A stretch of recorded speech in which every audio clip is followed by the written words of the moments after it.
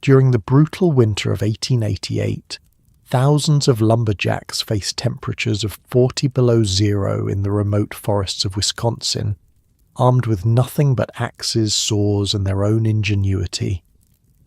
One mistake meant certain death in this frozen wilderness, where the nearest town was days away. Yet somehow, these men managed to create shelters that kept them alive through months of blizzards and bone-shattering cold. Here's how lumberjacks built and survived in the life-saving bunkhouses of America's northern forests. If you use these to fall asleep, hit subscribe so you don't miss any. Comment where you're at and the time too. Kind of fun seeing all the different places. Someone from Iceland commented once and I had to Google what time zone that even is. Okay, tonight it's winter in a frozen logging camp. But hold on, get yourself comfortable first. I mean it. Fix your pillows, grab that blanket. This one's worth settling in for. The morning alarm is the harsh clanging of a steel triangle at 4:30 a.m. You jolt awake in the dim light of the bunkhouse, the air thick with the smell of wood smoke, wet wool and unwashed bodies. Your breath forms clouds in the frigid air even inside the building. The massive cast-iron stove in the centre of the room glows red hot, but the corners of the room are still cold enough to freeze water. You're huddled under 3 heavy wool blankets on your bunk, packed tightly against other men like sardines in a can. Your beard has frost in it just from your breath while sleeping. Nothing like your warm, comfortable bed right now with its clean sheets and controlled temperature. Jesus, it's cold, mutters the man next to you, his voice barely audible over the howling wind outside. The wind finds every tiny gap in the log walls, creating a constant, mournful whistle. Outside, it's still pitch black. Dawn won't break for hours, and when it does, it'll be weak and watery. This is your first winter in a logging camp, and you're beginning to wonder if it'll be your last. First winter? Asks an older man as he pulls on wool socks that are still damp from yesterday. You get used to it. Sort of. The year is 1888, and you're a lumberjack in northern Wisconsin. You arrived in the fall with about 100 other men, all drawn by the promise of steady work and decent pay. The logging companies are hungry for timber, especially the towering white pines that grow in abundance here. But to harvest them in winter, when the frozen ground makes it easier to transport massive logs, you need shelter. And not just any shelter, one that can keep 100 men alive through temperatures that would freeze spit before it hits the ground. You swing your legs over the edge of your bunk and wince as your feet touch the floor. The floor is literally frozen earth. In the more permanent camps, they might put down rough planks, but here it's just packed dirt, hard as concrete. A layer of straw provides minimal insulation. Your toes immediately start to ache with cold. The bunkhouse is a massive structure, about 30 feet wide and 70 feet long. 2 rows of bunks line the long walls stacked too high, with just enough room for a man to lie down. There's no privacy, no personal space, just wool blankets and bodies generating precious heat. Up and at 'em, ladies, the foreman's voice booms through the bunkhouse. Breakfast in 10 minutes, then we're heading out. Gonna be a cold one today. You look around and think, cold one? What exactly does he think it's been so far? Wait till it hits 50 below, says the old-timer, seemingly reading your mind. This here's practically springtime. I spent like 3 weeks researching these bunkhouses. You know what was the craziest thing I found out? The fire. Keeping that fire going was literally life or death. In the centre of the bunkhouse stands the massive cast-iron stove, the beating heart of the entire operation. It's not like your modern heater with its digital thermostat and safety features. This thing is a monster. 4 feet long, 3 feet wide, and 3 feet high. Right now, it's glowing red hot, stuffed with logs. The stovepipe runs the entire length of the building before exiting through the roof, acting like one long radiator. The youngest guy in camp, maybe 16, is poking at the fire, adding another massive log. This is the chore boy, and his job might be the most important one in camp. "You sleep?" you ask him. He laughs. 2 hours at a time, gotta wake up to feed the fire through the night. Let it die, and we all might not wake up. And he's not exaggerating. At 40 below zero, a few hours without that fire would be a death sentence. The chore boy has learned to read the fire like a book, knowing exactly when to add fuel and how much. Too little, and the temperature drops dangerously. Too much, and the stove overheats, creating a fire hazard that could burn the whole place down. The smell in the bunkhouse is something else entirely. Think about this. 100 men who haven't bathed in months. Wet wool socks and long johns hanging from wires above the stove, steaming and filling the air with the smell of drying fabric. The sharp tang of pine smoke, sweat and dirt and tobacco. Your nose hasn't adjusted. You're not sure it ever will. You stand up and stretch, your muscles aching from yesterday's labour. Felling trees with a crosscut saw is brutal work, especially in this cold. Your hands are calloused and cracked, and your back feels twice as old as the rest of you. You know what the secret is? The old-timer is still talking to you as he laces up his boots. Layers. Lots and lots of layers, and never ever get wet. Wet means dead out here. He's not kidding. You've already seen what happens when someone stays wet too long in this cold. Last week, a guy named Erickson got his feet wet crossing a stream.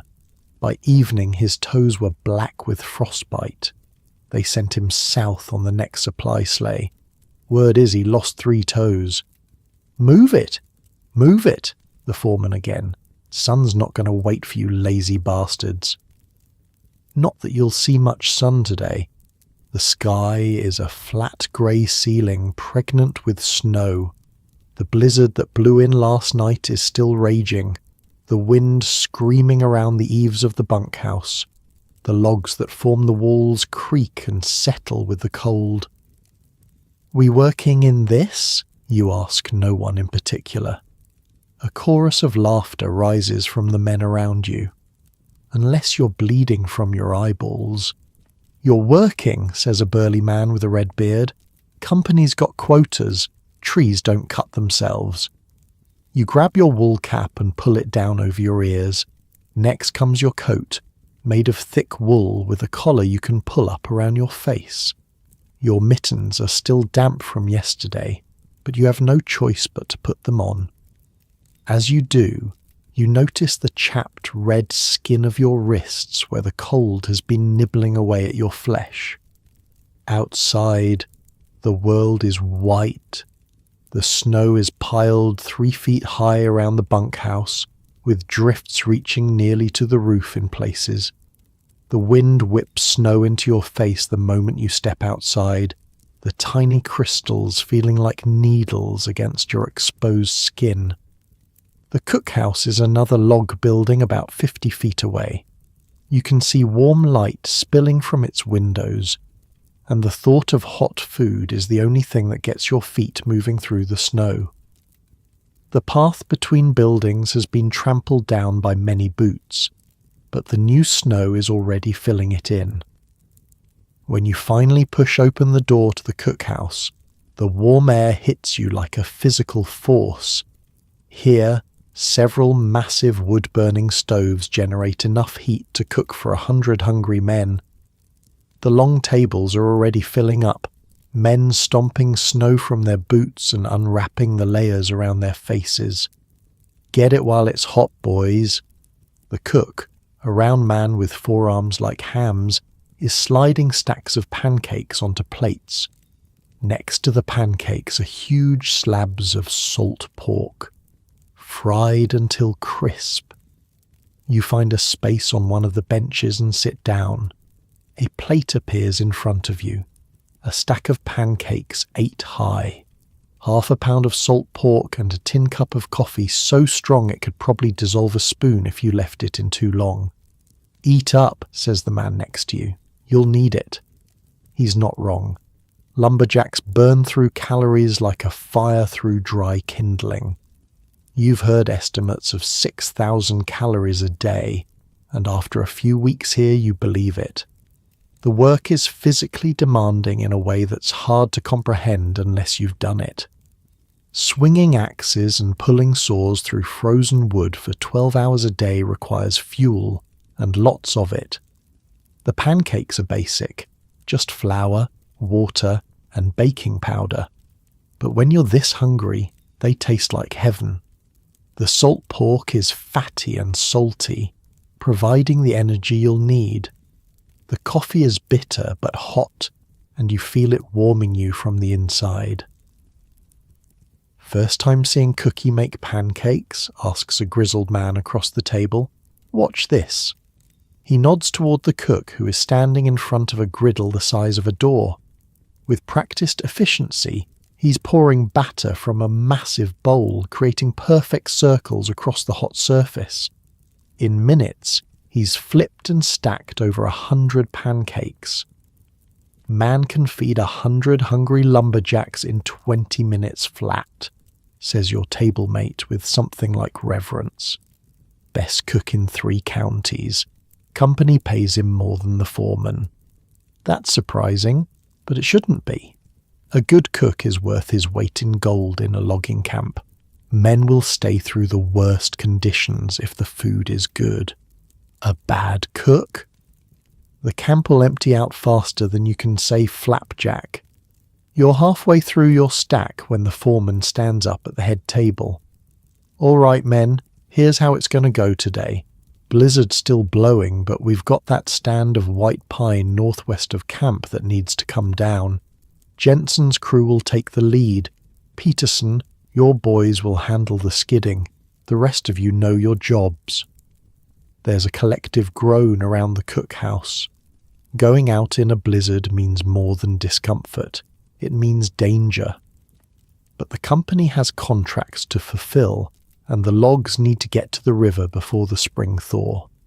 You gulp down the rest of your coffee and prepare to head out.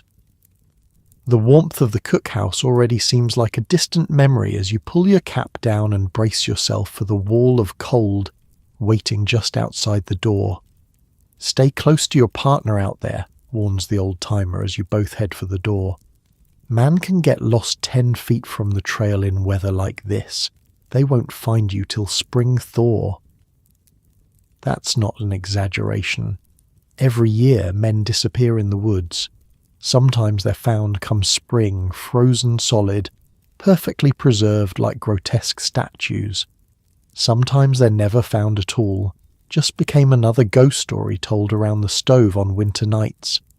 The moment you step outside, the cold slaps you across the face like a physical blow. The wind has picked up, driving snow horizontally across the clearing. The other buildings of the camp, the office, the tool shed, the stable, are barely visible through the white haze. "Grab your saw," the foreman is shouting to be heard above the wind, "and for God's sake, stay together." You and the old-timer collect your tools from the shed. The crosscut saw is 6 feet long, with teeth designed to cut in both directions. It takes 2 men to operate it, one on each end, pulling back and forth in a rhythm that, once established, can fell enormous trees with surprising efficiency. The axes are for trimming branches and cutting the logs to length. The handles are worn smooth from years of use, the heads kept razor sharp. A dull axe is not just inefficient, it's dangerous. Your crew, about 20 men, forms a ragged line and begins trudging through the snow toward the stand of pines. The going is tough, with snow up to your knees in places. Your wool pants are already wet to the thigh, and you can feel the cold creeping in. Wet means dead, the old-timer had said. But there's no staying dry in these conditions. After what feels like hours but is probably only 40 minutes, you reach the section of forest marked for cutting. The white pines tower overhead, their trunks straight and massive. Some are over 150 feet tall, with diameters of 3 feet or more. Each one will yield hundreds of board feet of lumber, enough to build several houses. This one first, the foreman points to a particularly impressive specimen. You and the old-timer position yourselves on either side of the trunk. The first task is to make the face cut, a V-shaped notch that will determine which way the tree falls. The old-timer eyes the tree, considering wind direction and the natural lean of the trunk. We want it to fall that way, he says, pointing. Away from the other trees we'll be cutting, ready? You nod, gripping your end of the saw. The old-timer is on the other side, and together you begin the rhythmic pull and push that will cut through the frozen wood. The saw bites into the bark, then the pale sapwood beneath. A fine spray of sawdust dusts the snow at your feet. The work is hard but warming. Soon, despite the brutal cold, you're sweating under your layers. This is another danger. Sweat can freeze against your skin once you stop moving, pulling away body heat just when you need it most. Steady pace, grunts the old-timer, don't rush it. It takes nearly an hour to make the proper cuts. Finally, the old-timer steps back. She's ready. Timber! The warning shout echoes through the forest. Everyone stops what they're doing and looks up, tracking the path of the falling giant. There's a moment of silence, then a series of sharp cracks as wood fibres begin to tear. The massive trunk starts to lean, slowly at first, then gathering speed. The rush of air as it falls sounds like a freight train. When it hits the ground, the impact shakes the earth beneath your feet. One down, dozens more to go, and the day has barely begun. By midday, your muscles are screaming. The cold has wormed its way into every crack in your clothing, every exposed bit of skin. Your beard is frozen solid, and your eyelashes are crusted with ice from your own breath. But the work continues. Tree after tree falls, and then comes the even harder work of trimming branches and cutting the trunks into manageable sections that can be skidded back to camp by the team of oxen. Lunch is eaten where you stand. From your pocket you pull a thick sandwich wrapped in oiled paper. The bread is homemade, dense and heavy, with a thick slab of cold roast beef in the middle. There are also a couple of molasses cookies, specially made to resist freezing even in this cold. Put it inside your coat for a few minutes, advises the old-timer, demonstrating with his own sandwich. Warms it up a bit. You follow his lead, tucking the sandwich inside your coat against your body.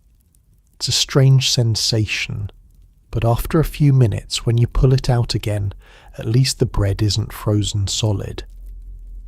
The men eat quickly, huddled in whatever shelter they can find from the wind. There's little talk. Everyone is focused on the food and on conserving energy. Some men have brought small metal flasks filled with hot coffee or tea. A few have something stronger, though the company officially prohibits alcohol in the camps. "Half hour," calls the foreman, checking his pocket watch, then back to it. You finish your sandwich and cookies, brushing crumbs from your beard. The brief rest has allowed the cold to creep back in, and you stamp your feet to keep the blood flowing. Your toes are numb, and you wiggle them inside your boots, hoping to feel something. "First few weeks are the hardest," says the old-timer watching you. Body adjusts, believe it or not. Mind too. You're not sure you believe him. How does anyone adjust to this? It seems more like endurance than adaptation. But looking around at the other men, some of whom have been doing this for decades, you have to wonder, maybe there is a way to make peace with the brutal cold, the back-breaking labour, the isolation. Or maybe they're all just crazy. You haven't ruled that out yet. The afternoon passes in a blur of sawdust and sweat and numbing cold. By the time the foreman calls an end to the day, you've felled and processed over a dozen massive pines. The logs will be skidded back to camp over the next few days, then stockpiled until they can be floated downriver during the spring log drive. The walk back to camp feels twice as long as the morning journey. Every step is an effort, your legs like lead, your lungs burning from the cold air. The only thing keeping you going is the thought of the bunkhouse stove and hot food. Dusk is falling as you finally stumble back into the clearing where the camp buildings huddle against the wilderness. Smoke rises from the cookhouse chimney and light spills from the windows of the bunkhouse. Never has such a rough place looked so much like heaven. Your first stop is the bunkhouse. You need to get out of your wet clothes before heading to supper. Inside, the stove is roaring, and the air is thick with steam from wet wool and human bodies. Men are stripping off layers, hanging socks and mittens on the lines strung above the stove. "Rough one today," comments a man already in dry clothes. He's sitting on the long bench that runs the length of the room, what they call the deacon seat. It's where men gather in the evening to talk, smoke, and repair their gear. You just nod, too tired for words.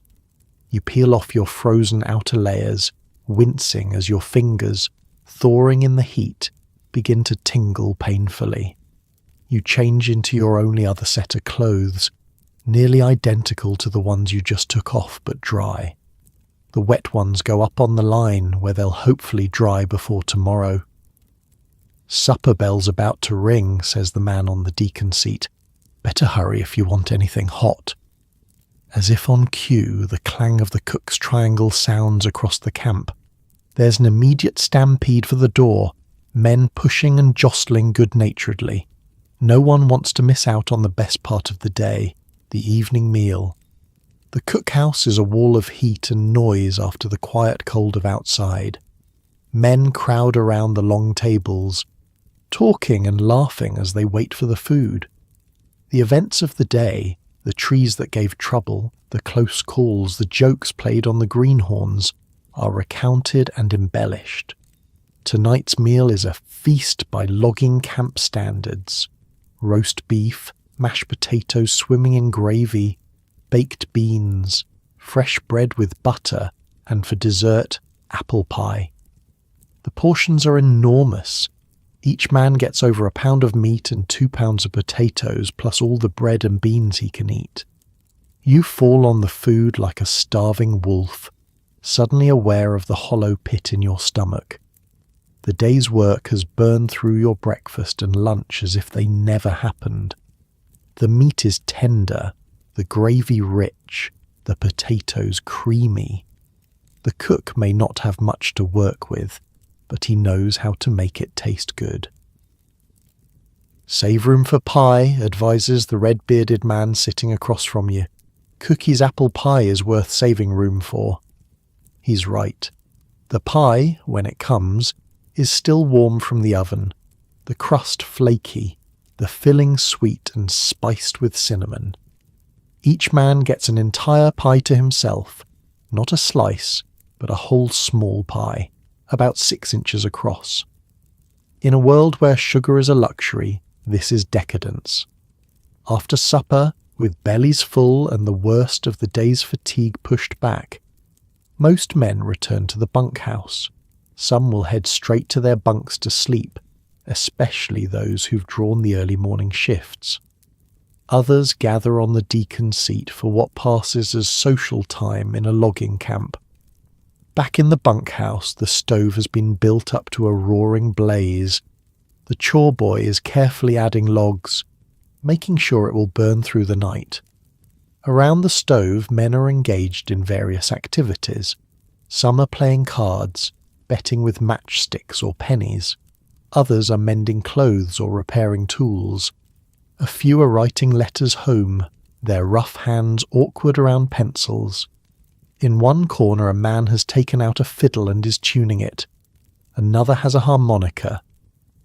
Music is an important part of bunkhouse life, one of the few entertainments available in the isolated winter camps. You find a spot on the deacon seat and sink down with a groan. Every muscle in your body aches. Your hands are blistered despite your gloves, and your feet throb painfully as they warm up. First day's the worst, says the old-timer settling beside you. Second day's worse. After that it gets better. Sort of.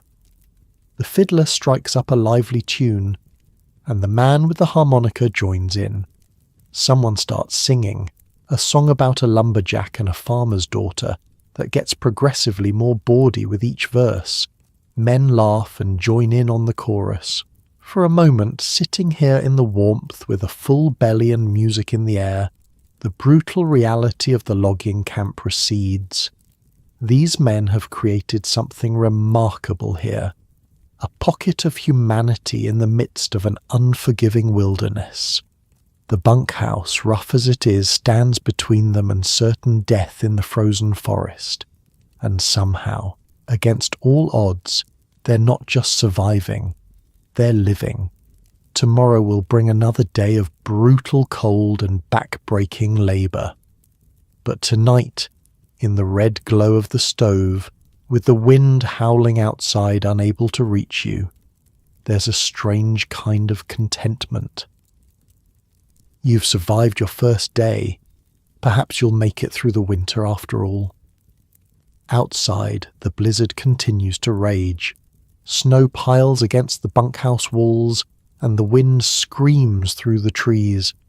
But inside, men laugh and sing and share stories. The stove glows red hot, and life goes on in the heart of the frozen north.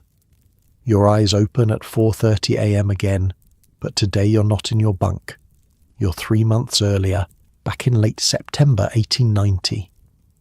The morning air is crisp, but not yet brutal. You've just arrived at the site that will become the winter logging camp, part of a team of about 30 men. Most are veterans of multiple logging seasons, but there's a handful of greenhorns like you, drawn by stories of good wages and the promise of adventure in the North Woods. There's nothing here yet. Just a clearing in the vast forest of white pine and spruce, chosen for its proximity to both the timber you'll be harvesting and a small stream that will provide water through the winter months. The nearest town is almost 40 miles away, basically another world once the snows come. "Welcome to your new home, boys," says the foreman, a grizzled man named Mackenzie with a thick beard and forearms like tree trunks. "Or it will be, once we build it.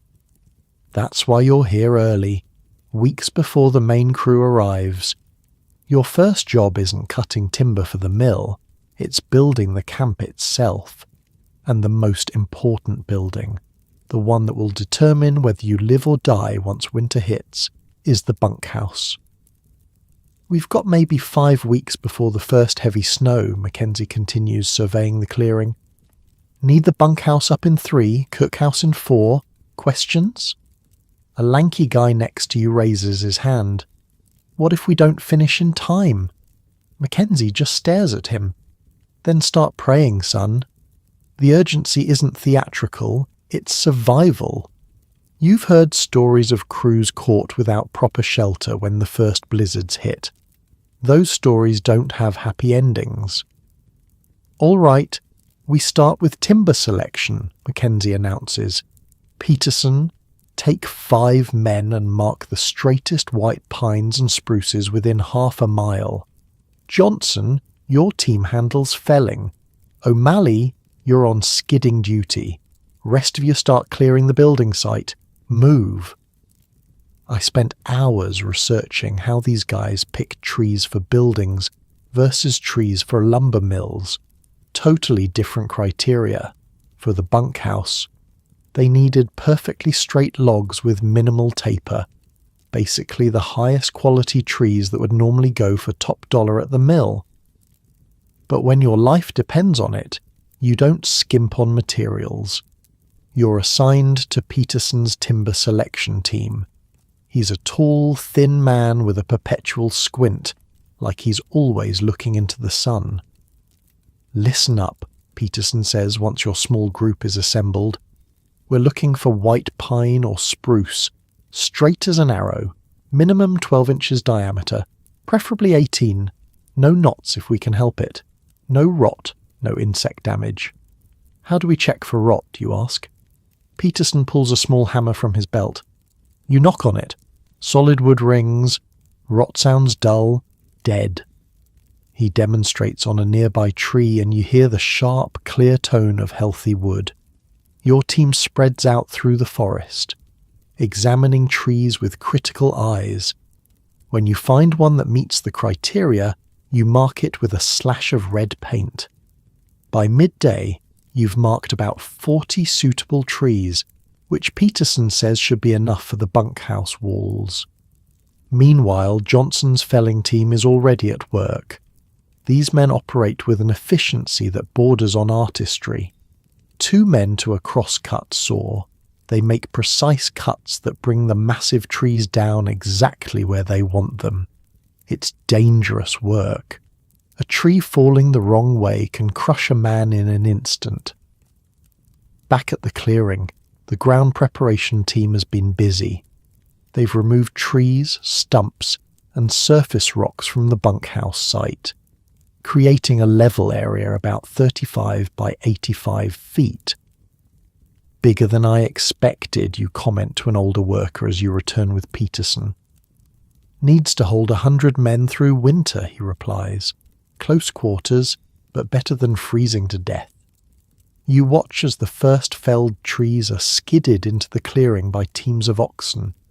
These enormous beasts, each weighing over a ton, strain against their harnesses as they drag logs weighing thousands of pounds through the forest.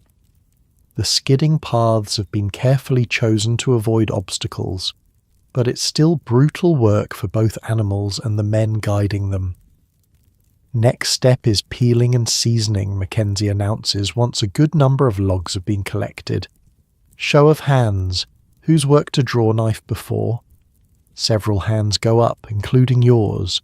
You'd worked one summer at your uncle's furniture shop where you'd learned to peel bark from smaller logs. Good. Grab a knife and get to work. I want every log peeled by sundown. Bark stays on, we get bugs and rot. Bad news in winter. The draw knives are simple tools, a blade with handles at each end that you pull toward you to strip away bark.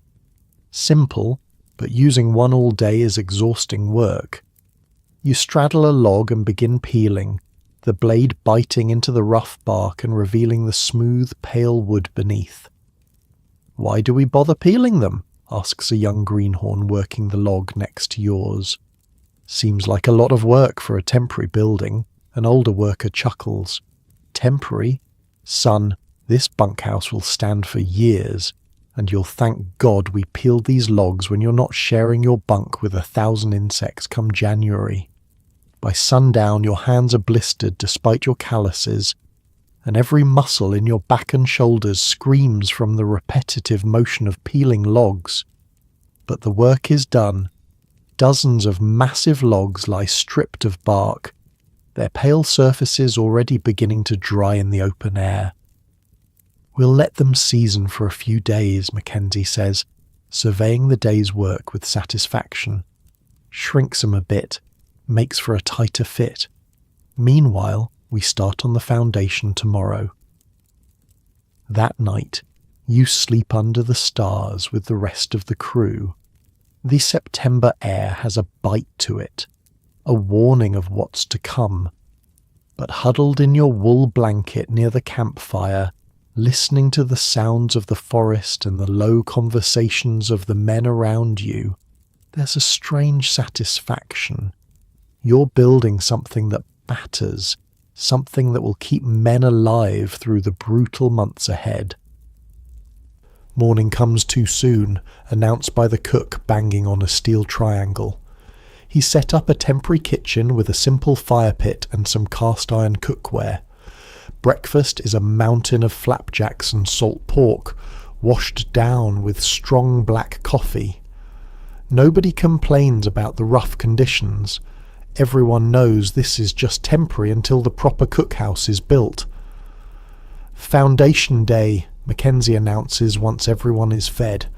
Hardest damn part of the whole operation. He's not exaggerating. In the frozen north, a traditional foundation isn't an option. By winter, the ground will be frozen solid to a depth of 3 or 4 feet, making digging impossible. The solution is both ingenious and incredibly labour-intensive. We're doing mudsill construction, Mackenzie explains to the newer men. Need 20 flat stones, each about 2 feet across, 300 pounds minimum.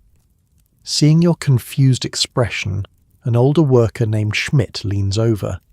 It's like this. We place the stones on the ground around the perimeter, 8 feet apart. First course of logs sits on these stones, keeps the wood off the ground, prevents rot. Finding suitable stones means combing the surrounding forest and stream beds. When a potential foundation stone is located, it takes 4 men with wooden poles to lever it onto a skid and then have the oxen drag it back to the building site. Hang on, you say to Schmidt as you help wrestle a particularly stubborn stone onto a skid. Won't these stones shift when the ground freezes and thaws? Schmidt grins. Now you're thinking like a builder. Yes, they'll shift some. That's why we use such big ones. More stable. And the weight of the building helps keep everything in place. It's not perfect, but it works. By mid-afternoon, all 20 foundation stones have been positioned around the perimeter of the building site. Now comes the placement of the sill logs, the first and most critical course of logs that will bear the weight of the entire structure. These need to be your straightest, strongest logs, Mackenzie explains as the oxen drag the selected timbers into position. No compromise. The sill logs are massive, at least 20 inches in diameter and perfectly straight for their entire 30-foot length. Watching the men maneuver them into position on top of the foundation stones is like watching a choreographed dance, albeit one where a mistake could crush someone's leg or worse. We'll use a saddle notch for the corners, Mackenzie tells the crew as the first logs are positioned. Simple, strong, and any idiot can cut one if they're shown how. The saddle notch is exactly what it sounds like. A curved notch cut into the bottom of one log to fit snugly over the top of the log beneath it. But the simplicity of the concept belies the skill required to execute it properly. Depth of the notch needs to be about 1/4 of the log diameter, explains a carpenter named Miller as he demonstrates the technique. Too shallow, the joint's weak. Too deep, you compromise the structural integrity of the log. The notching is done with axes and adzes, tools that are lethal in inexperienced hands. You're paired with Schmidt to work on notching one corner of the bunkhouse. He's patient but exacting, showing you how to shape the notch to create a tight fit. See how I'm cutting it? Follow the curve of the log below. Make it snug. Winter wind finds any gap, no matter how small. It takes your team most of the afternoon to complete the notches for just the first course of logs. As the sun begins to set, Mackenzie inspects each corner, occasionally ordering adjustments where the fit isn't tight enough. Not bad for the first day, he concedes, which from him is high praise. Tomorrow we start building up the walls, real test of your notching skills.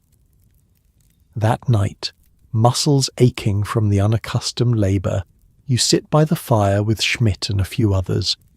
the talk turns to previous winters in logging camps, and the stories make your stomach knot with anxiety. Winter of 88. Thermometer hit 50 below, says an older logger named Erickson. Found a man frozen solid just 20 yards from the bunkhouse. Got disoriented in a whiteout, wandered in circles till he fell. Didn't find him till morning.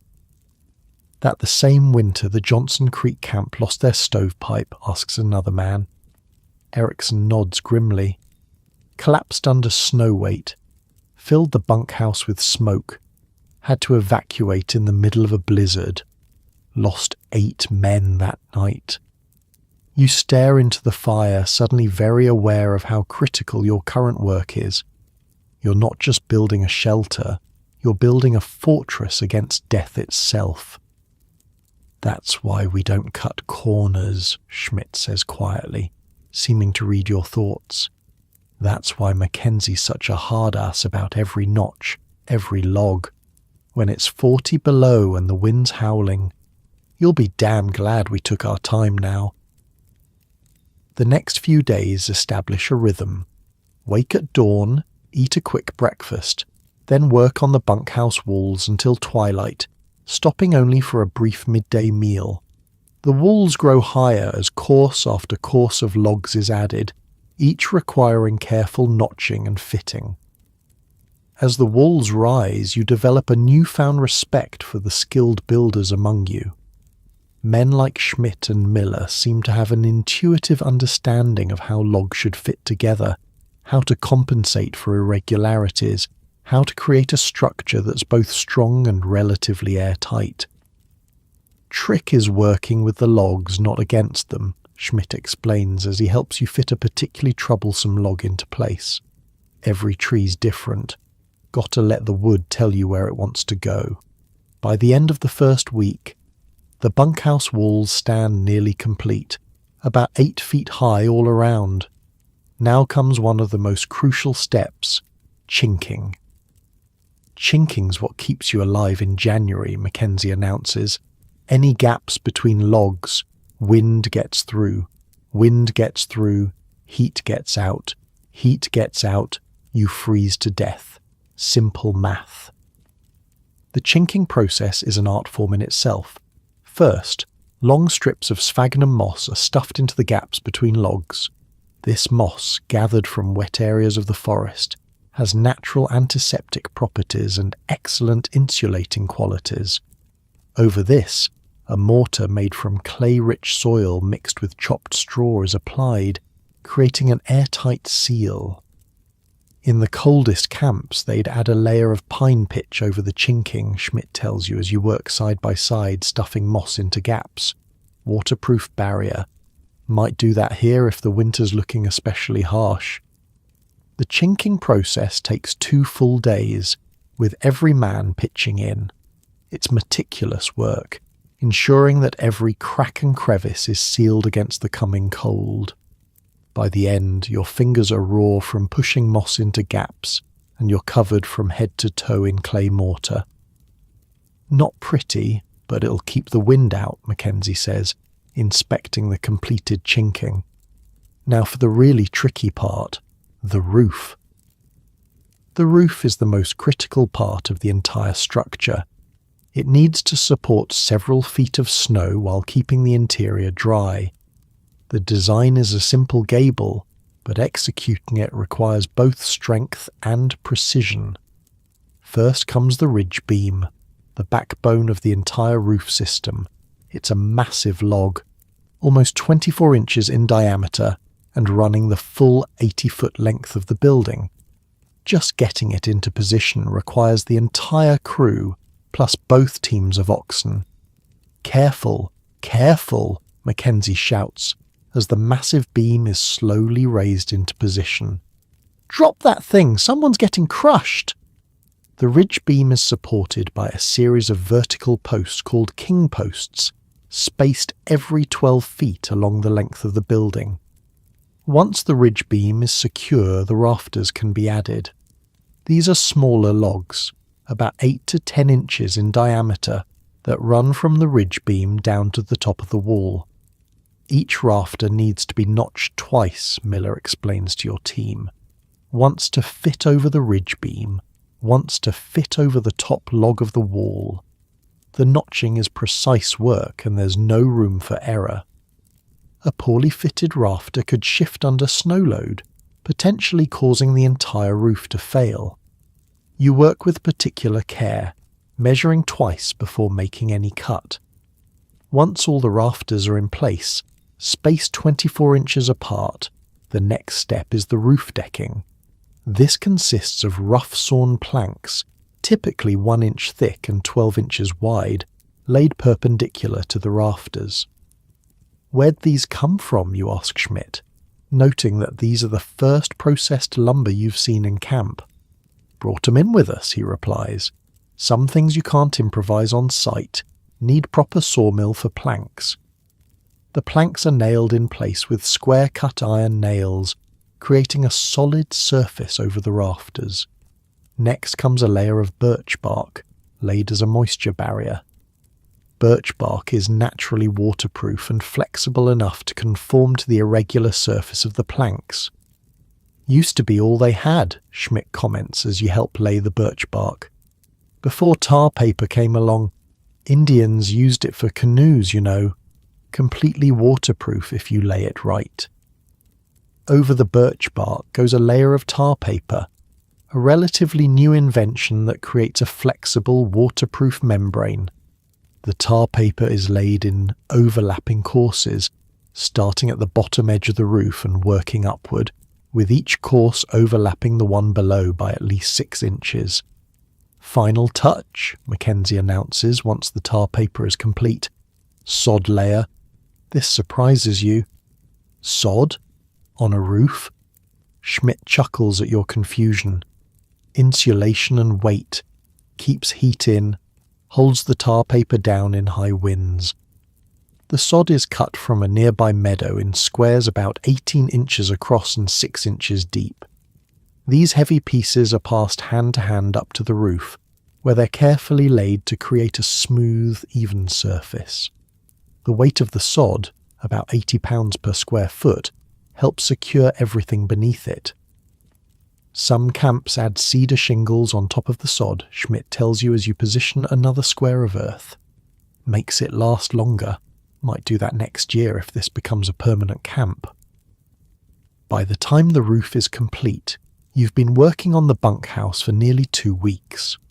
The structure is impressive, a massive rectangular building made entirely from materials harvested within a mile of the site. But there's still more to do. Floor next, Mackenzie announces. This camp's going to be here a few years, so we're doing a proper plank floor, not just dirt. This is a luxury you hadn't expected. Many temporary winter camps make do with the frozen earth as a floor, perhaps covered with straw or pine boughs. But a wooden floor will make the bunkhouse significantly more comfortable and healthier for the men who'll spend the winter here. The floor joists are laid directly on the ground, which has been carefully levelled and tamped down. Over these go rough-sawn planks similar to those used for the roof. The planks are secured with nails, creating a solid surface throughout the bunkhouse. Gaps between planks, you ask, noticing that the floorboards don't fit perfectly tight against each other. Intentional, Schmidt replies. Wood expands and contracts with temperature and humidity. Leave a little gap. Boards don't buckle when they swell. With the floor complete, attention turns to the interior. The bunks are simple wooden frames built against the long walls stacked too high. Each bunk is just big enough for one man, with minimal space between bunks to maximize capacity. Like sardines in a can, comments a worker as he helps assemble the frames, but better than freezing outside. The bunks will be filled with straw or pine boughs to create mattresses. Not exactly luxury accommodations, but in the depths of winter, they'll feel like heaven compared to the alternative. The central feature of the bunkhouse interior is the space for the stove. This isn't just a matter of clearing an area. The floor beneath the stove needs special protection, and the roof needs a carefully constructed opening for the stovepipe. Most fires in bunkhouses start at the roof opening, Mackenzie explains as a team works on the chimney hole. Need metal flashing round the pipe, good clearance. No shortcuts here. While one team works on the stove area, others are installing the few windows, small openings covered with oiled paper that will let in some light while keeping out the worst of the cold. Actual glass is too expensive and fragile for a logging camp. Won't see much through these, Schmidt says as he helps you install an oiled paper window, but they'll let in enough light to see who you're playing cards with, and that's about all you need. The door is the final major element. It's built thick and heavy, with extra reinforcement to withstand the pressure of winter winds. It opens inward, a crucial detail in a region where snow can pile up several feet overnight and potentially block an outward opening door. As the third week of construction comes to a close, Mackenzie does a final inspection of the nearly completed bunkhouse. He checks every corner, every chink, the roof, the floor, the stove opening, the windows, and the door, occasionally pointing out minor issues to be addressed. Not bad, he finally pronounces. Should keep you boys alive through winter. Probably. That probably hangs in the air, a reminder of the stakes involved. This isn't just construction, it's survival preparation. In the months to come, this building will stand between 100 men and the lethal cold of a Wisconsin winter. The final touch is the stove itself, a massive cast-iron box that arrives by wagon, along with the cook's equipment and other supplies that couldn't be manufactured on site. It takes 8 men to unload it from the wagon and position it in the centre of the bunkhouse. "Beautiful, isn't she?" says the cook, patting the stove's black iron surface affectionately. "This lady'll keep you warm in January when it's cold enough to freeze your piss before it hits the ground." The stovepipe is assembled and run the length of the building before exiting through the carefully prepared roof opening. The long run of pipe will extract maximum heat from the exhaust gases before they escape outside, an essential efficiency in the depths of winter. That night, as a celebration of sorts, the cook prepares a special meal, and the first fire is lit in the bunkhouse stove. As the men gather in the nearly completed building, there's a palpable sense of accomplishment. What was an empty clearing 3 weeks ago is now a structure capable of housing 100 men through the most brutal conditions nature can deliver. "Built to last, this one," Schmidt says with satisfaction, running his hand along a perfectly notched corner. "Might still be standing 20 years from now." You look around the bunkhouse, mentally cataloguing all the work that went into it. The carefully selected logs, the precisely cut notches, the meticulously applied chinking, the strategically designed roof. Every element represents knowledge passed down through generations of men who learned, sometimes through deadly trial and error, how to survive in this unforgiving environment. Main logging crew arrives next week, Mackenzie announces over dinner. Still need to finish the cookhouse, office and tool shed, but the hard part's done. As you sit by the new stove, feeling its first tentative heat begin to fill the bunkhouse, you realize something. You've helped create more than just a building. You've helped forge a bulwark against the wilderness, a place where men can endure the coming months of darkness and cold. Outside, the September air carries a sharper chill now, and the leaves have begun to turn. Winter is coming, but now you're ready for it. You wake up shivering. The bunkhouse is complete now, and the main crew has arrived, filling the long building with nearly 100 men. October has given way to November, and the first serious cold snap has hit. Last night, the temperature dropped to 15 below zero. Just a taste of what's to come, according to the veterans. The problem? Your bunk is along the north wall, one of the spots furthest from the central stove.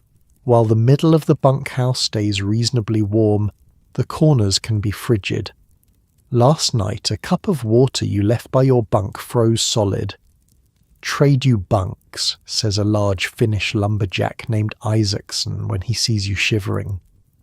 "I run hot anyway. Too close to that damn stove and I can't sleep." You're surprised by the offer but grateful. "You sure?" He nods. "Been doing this 15 years.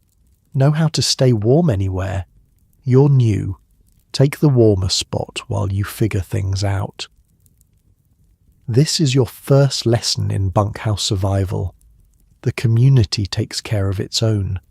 Veterans look out for greenhorns, teaching them the countless small skills needed to stay alive through the winter months.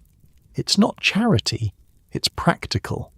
A man who freezes to death or loses fingers to frostbite can't work, and in a logging camp everyone needs to pull their weight. Moving your meagre belongings to the new bunk closer to the stove takes all of 2 minutes. You don't own much. Some extra clothes, a few personal items, a small photo of your family. The logging company provides the tools of the trade. "Smart move, letting Isaacson take that corner," comments Schmidt as he laces up his boots for the day. "Fins are built for the cold. Pretty sure they're part polar bear." Isaacson, overhearing, just laughs. "We're born in the cold, die in the cold, might as well get comfortable with it." The real expert on cold survival, though, turns out to be the chore boy, 16-year-old Danny, whose job is maintaining the bunkhouse stove around the clock. You watch him one morning as he tends the fire with practiced precision. I talked to this historian who spent his career studying these camps, and he told me that in many ways the chore boy was the most important person in camp. If he fell asleep at the wrong time or didn't know exactly how to manage that fire, people died. Crazy responsibility for usually the youngest guy there. "See, it's not just about keeping it hot," Danny explains when he notices your interest. "Too hot and the stovepipe could ignite creosote buildup. Whole place goes up. Too cold and men freeze. Gotta find the balance." Danny's expertise extends beyond simply adding wood. He knows exactly which logs to choose based on the temperature outside and the time of day. Large maple logs for the coldest nights, smaller pieces for more precise control during the day. He can read the colour of the flames and the coals to judge the fire's health. "Most important thing I do is banking the fire at night," he tells you, demonstrating as he speaks. "Rake the coals to the back, cover 'em with fine ash. Acts like a blanket, lets 'em smoulder slow without flaming up. Come morning, just rake away the ash, add kindling, blow on the coals, and boom, fire's back." Using this technique, Danny has kept the bunkhouse fire alive continuously for weeks. This is crucial, as starting a new fire in the depths of winter with everything frozen solid would be challenging at best. "How do you sleep?" you ask him. "If you're tending the fire all night?" 2 hours at a time, he says with a shrug. "Set this little alarm clock in my head. Wake up, tend the fire, go back to sleep. You get used to it." You're not sure you could ever get used to that kind of fractured sleep, but Danny seems to take it in stride. At 16, he's already a seasoned veteran of winter survival. Later that day, an older logger named Gustafson gives you another critical lesson in cold survival, one focused on your clothing. "Layers," he says simply, watching you prepare to head out for the day's work. "Not enough layers there, son." You look down at yourself, confused. You're already wearing a wool shirt, a wool vest, and a heavy coat. "Seems like plenty to me." Gustafson shakes his head. "Watch what the veterans do." And so you do. You observe as the experienced loggers dress for the day, and you're amazed at the systematic approach they take. First comes a thin cotton undershirt. Keeps the wool off your skin, one explains. Then a heavy wool shirt, followed by a wool vest. Some men add a second wool shirt before putting on their mackinaw coat. Pants are similarly layered, long underwear, then heavy wool trousers. Cotton kills, Gustafson tells you bluntly. Gets wet, stays wet, pulls heat from your body. Only use it as that first layer. Everything else is wool. Wool keeps you warm even when wet. Hands and feet get special attention.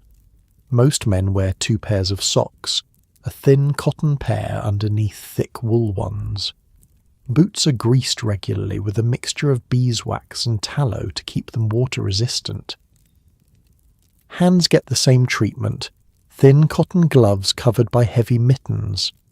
Why mittens instead of gloves, you ask Gustafson.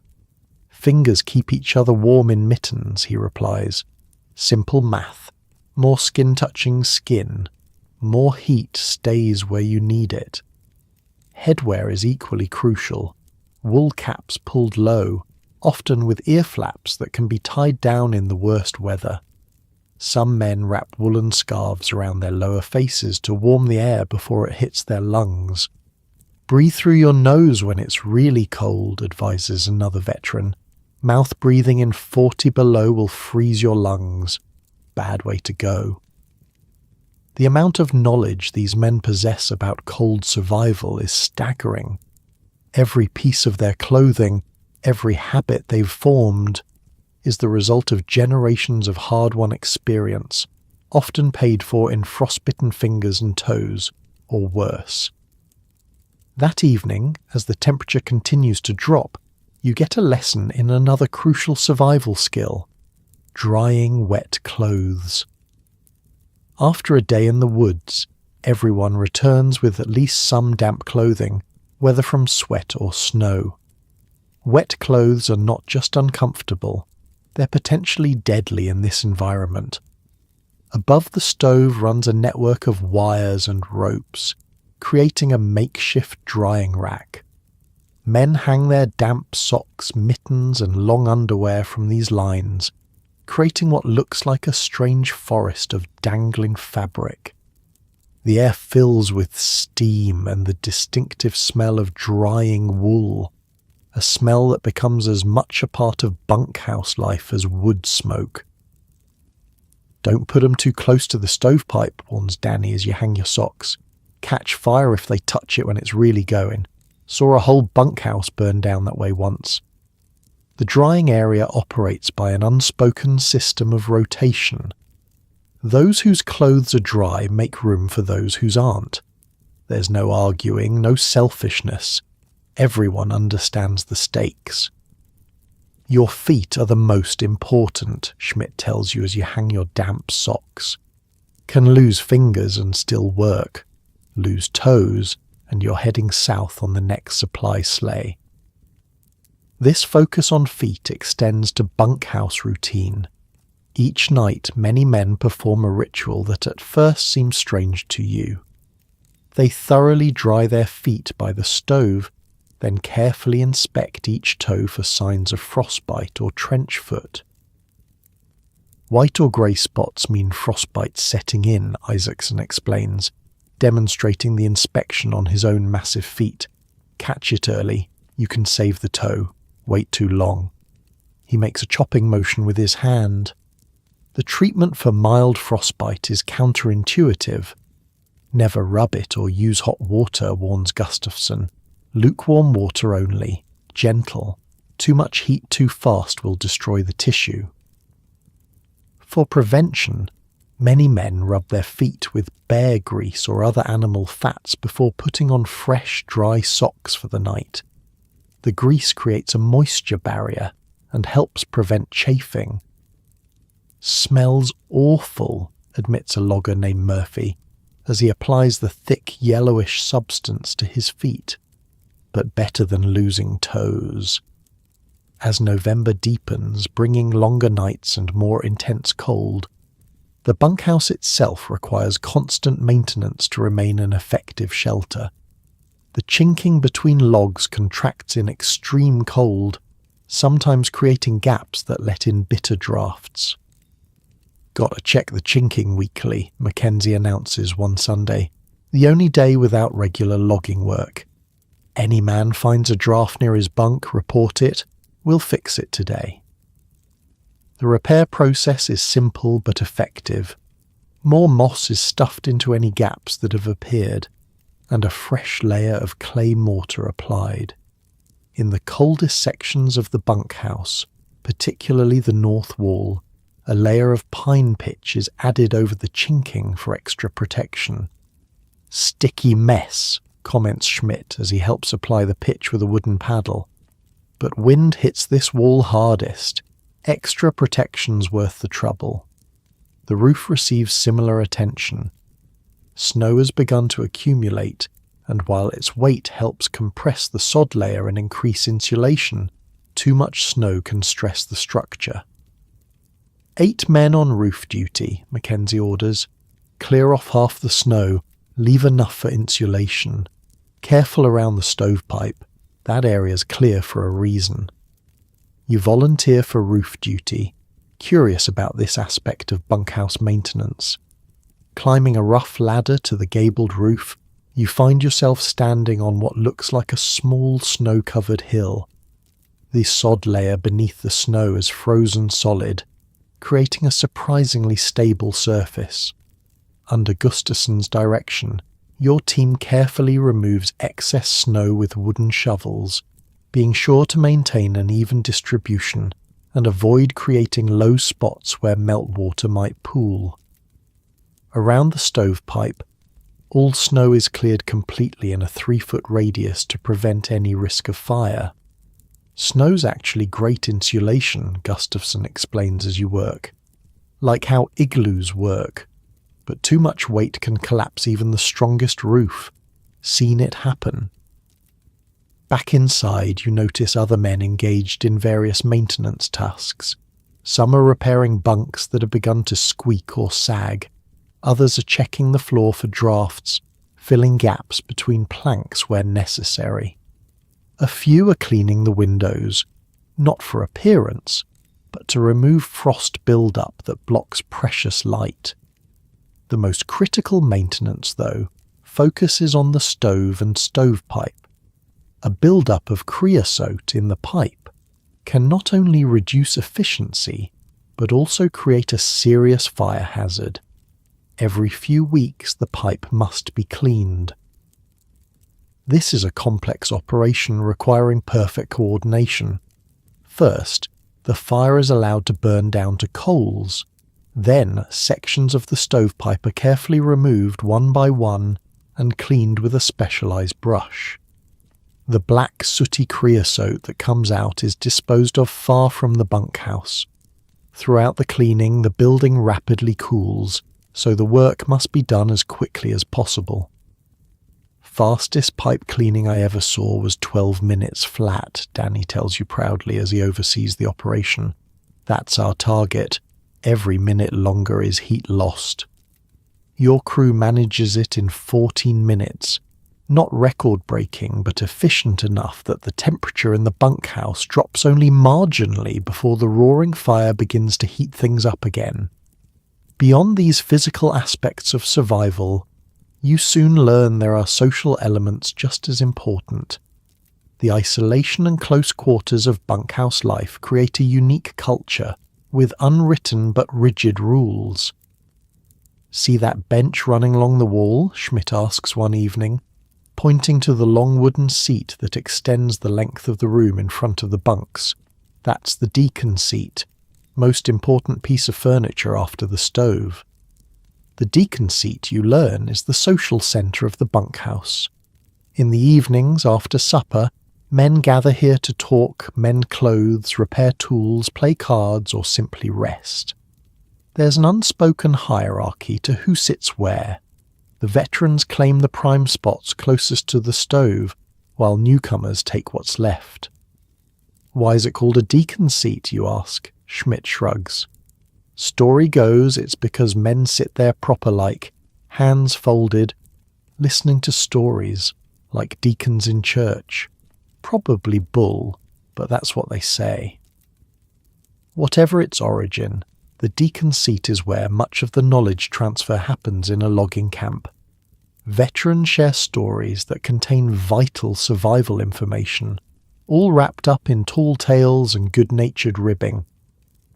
Remember Jensen, winter of '85, an old-timer asks one night, addressing the group at large. Nods all around from the veterans. Got his Mackinaw wet crossing Miller's Creek. Temperature dropped that night. Coat froze solid. Too proud to ask for help drying it. Next morning found him curled up like a baby, frozen stiff as his coat. The old-timer shakes his head. Pride'll kill you faster than the cold sometimes. Message received. Swallow your pride and ask for help when you need it. In these conditions, stubbornness can be fatal. The bunkhouse has other unwritten rules.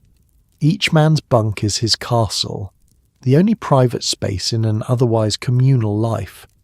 You never touch another man's belongings or sit on his bunk without invitation.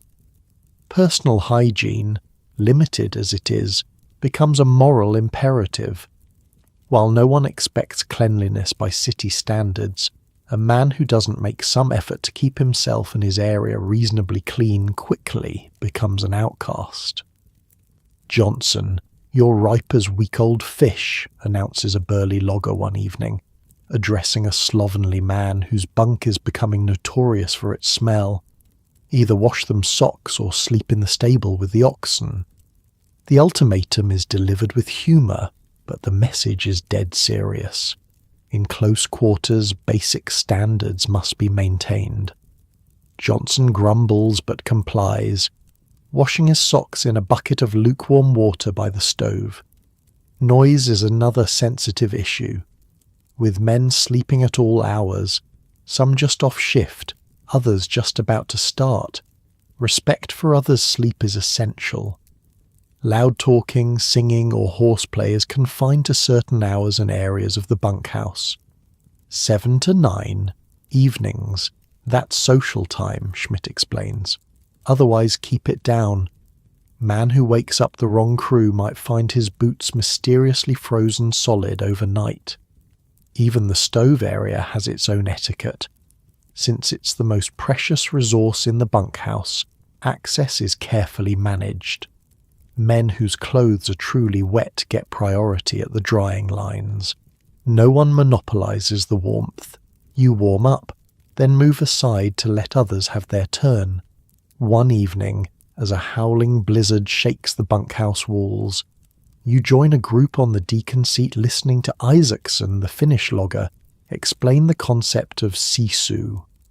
Not just courage, he says, his accent thickening as he searches for the right words, is grit, determination. When everything says stop, you continue. In Finland, we say man with sisu can walk through walls if he must. We call it pig-headed stubbornness here, jokes Murphy, but it's the same thing. Laughter ripples through the group, but there's respect in it.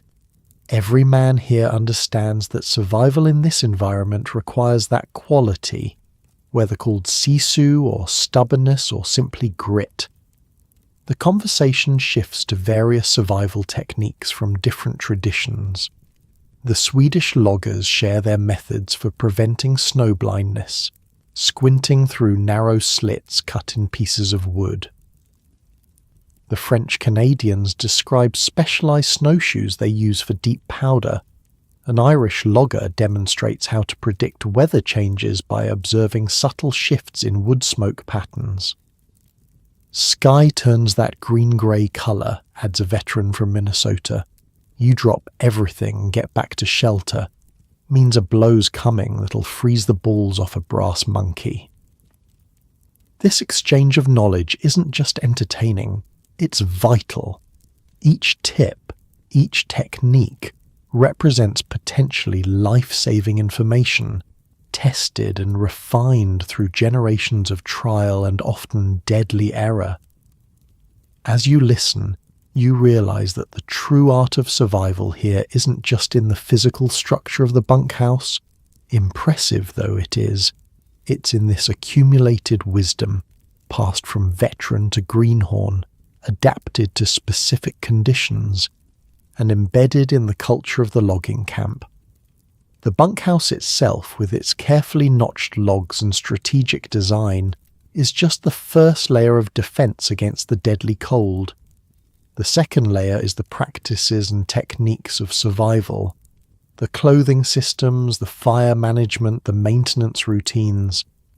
But the third and perhaps most important layer is the social structure that ensures this knowledge persists and spreads. Later that night, as the blizzard continues to rage outside, you lie in your bunk listening to the wind. It sounds angry, thwarted, like a predator trying to get at prey just beyond its reach. The bunkhouse creaks and settles, but holds firm. The stove glows red in the darkness, Danny's shadow moving occasionally as he tends the fire. You think about the incredible amount of knowledge and skill embedded in this simple structure, the precisely cut notches, the carefully applied chinking, the strategically designed roof. Each element represents generations of hard-won wisdom about how to survive in one of the harshest environments on Earth. And now you're part of that tradition. Each day you learn more, not just about how to fell trees, but about how to stay alive in conditions that would kill most people within hours, how to layer clothing, how to recognize the early signs of frostbite, how to maintain the crucial barrier between the deadly cold outside and the life-sustaining warmth within. The wind howls louder, finding every tiny imperfection in the bunkhouse walls. But inside, protected by logs and moss and clay, and the accumulated wisdom of countless winters, you remain warm, not comfortable by city standards perhaps, but alive. And in the frozen north woods in the dead of winter, that's victory enough. A vicious cold snap hits in early December. The temperature plummets to 30 below zero, and the wind picks up, driving needle-sharp crystals of snow that can flay exposed skin raw in minutes. The workday is cut short. Even logging companies recognize that some conditions are too dangerous for men to function in. You stumble back to the bunkhouse with the rest of your crew, frost coating your beard and eyebrows, your toes and fingers numb despite multiple layers of protection. The moment you push through the door, it hits you. The wall of heat radiating from the massive cast iron stove in the center of the room. It's glowing red hot, its thick iron sides almost orange in places. The chore boy, Danny, is carefully feeding it split logs, his face shiny with sweat despite the sub-zero temperatures outside. "Sweet Jesus," mutters Murphy as he peels off his frozen outer layers. "What have you got that thing stoked up to, Danny? Might melt the damn thing."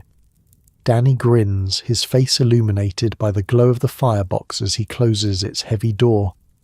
Mackenzie's orders. Says it's gonna drop to 40 below tonight. Better too hot than too cold. This red-hot heart of the bunkhouse deserves a closer look. So many of us think of heating as just a dial on the wall. Back then, this stove literally stood between life and death. The central stove is no ordinary heating appliance. It's a massive iron beast, 4 feet long, 3 feet wide, and 3 feet high, with walls a half-inch thick.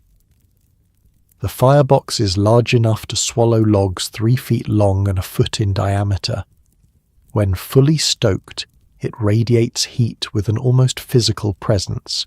You can feel it pressing against your skin from 10 feet away. Cost the company a fortune, Schmidt tells you as you both warm your hands near the stove. Had to bring it in by wagon before the first snow. weighs near 800 pounds. Worth every penny, replies Gustafsson, hanging his damp socks on the drying lines above. Remember that camp on Blue River that tried to save money with a smaller stove? Found 'em all froze solid come spring. You've become friendly with Danny over the weeks, and after supper that evening, you ask if you can watch him tend the stove for a while. You're curious about the techniques that keep this iron heart beating through the coldest nights. Sure, he says, looking pleased to share his expertise. Not much to see, but plenty to learn. Danny's modest about his role, but everyone in camp knows the truth. The chore boy's job is perhaps the most critical in the entire operation. If the stove goes out in the depths of winter, men die. It's that simple. First rule, Danny explains as he checks the firebox, is never let it go completely out. Ever. Starting a fire from scratch when everything's frozen solid. Nightmare. Keep a coal bed going at all times. He demonstrates how he judges the state of the fire not primarily by the flames, but by the coal bed beneath, the layer of intensely hot embers that provide the steady, consistent heat. The flames may dance dramatically, but it's the coals that do the real work. Second rule, he continues, is know your wood. Different woods burn different ways. He points to the neatly stacked piles of split logs along one wall of the bunkhouse. See how they're sorted? That's sugar maple there. Burns hot and long, low flame but serious heat. That's what I use overnight. Yellow birch there, good steady burn, nice flame. That's daytime fuel. And that stack of split pine, that's for when we need quick heat or a bright light for a bit. Burns fast and flashy but doesn't last. The science of wood is surprisingly complex.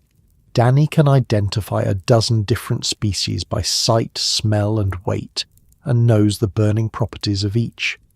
This knowledge isn't academic.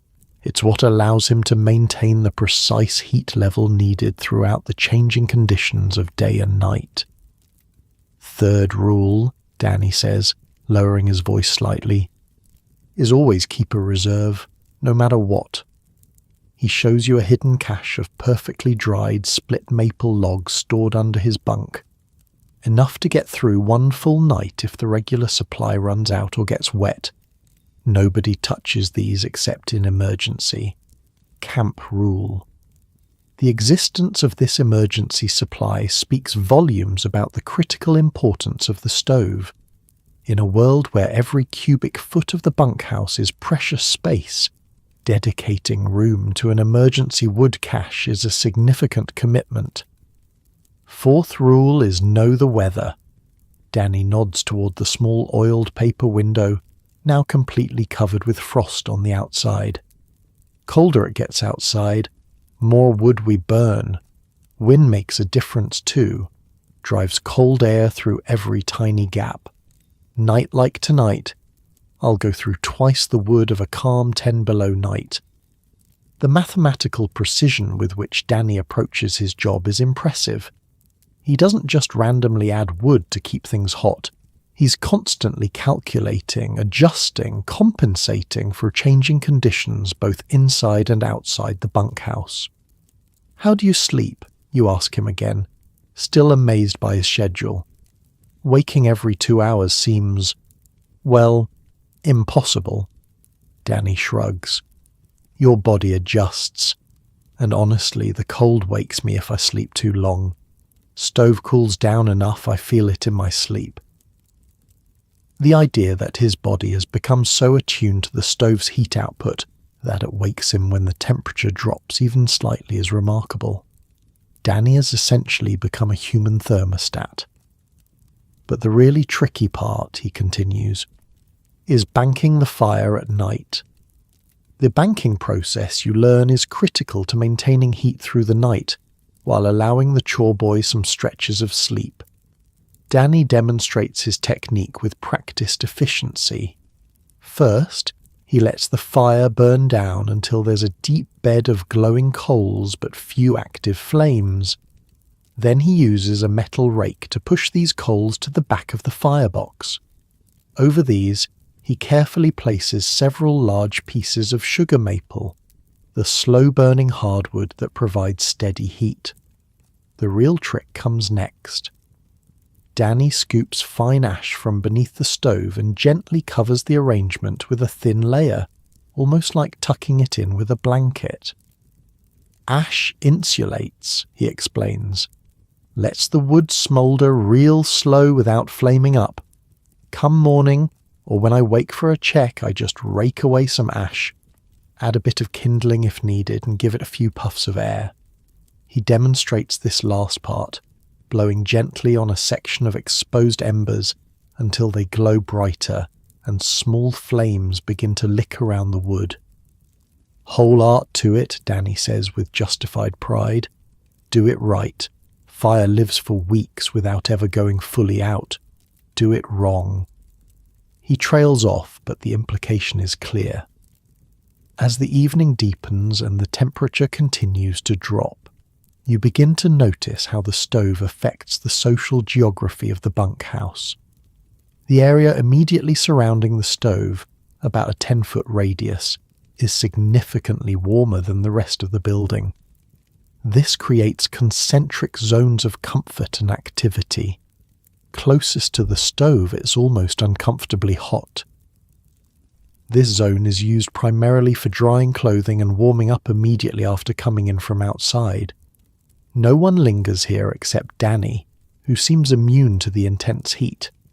The next zone, from about 10 to 20 feet from the stove, is comfortably warm. This is where most social activity happens in the evening. Card games, conversation, letter writing, tool repair. The deacon seat mostly falls within this radius. Beyond 20 feet, especially in the corners furthest from the stove, the temperature drops noticeably. These areas are primarily used for sleeping, with men relying on wool blankets and shared body heat to stay warm through the night. Ever notice the old-timers sleep furthest from the stove? Schmidt comments, seeing your observations of the different zones. Learn to sleep cool, you adapt better to everything else. This insight explains Isaacson's earlier offer to trade bunks. The veterans actually prefer the cooler sleeping areas, not out of self-sacrifice, but because they've learned that acclimating to cooler temperatures makes all aspects of winter life more manageable. The stove affects more than just heating zones. It creates its own microclimate within the bunkhouse. The air directly above it rises rapidly, creating convection currents that circulate warmth throughout the building. This circulation isn't perfect, hence the colder corners, but it's surprisingly effective. The rising heat carries moisture with it, steam from drying clothes, breath from 100 men, sweat evaporating from bodies.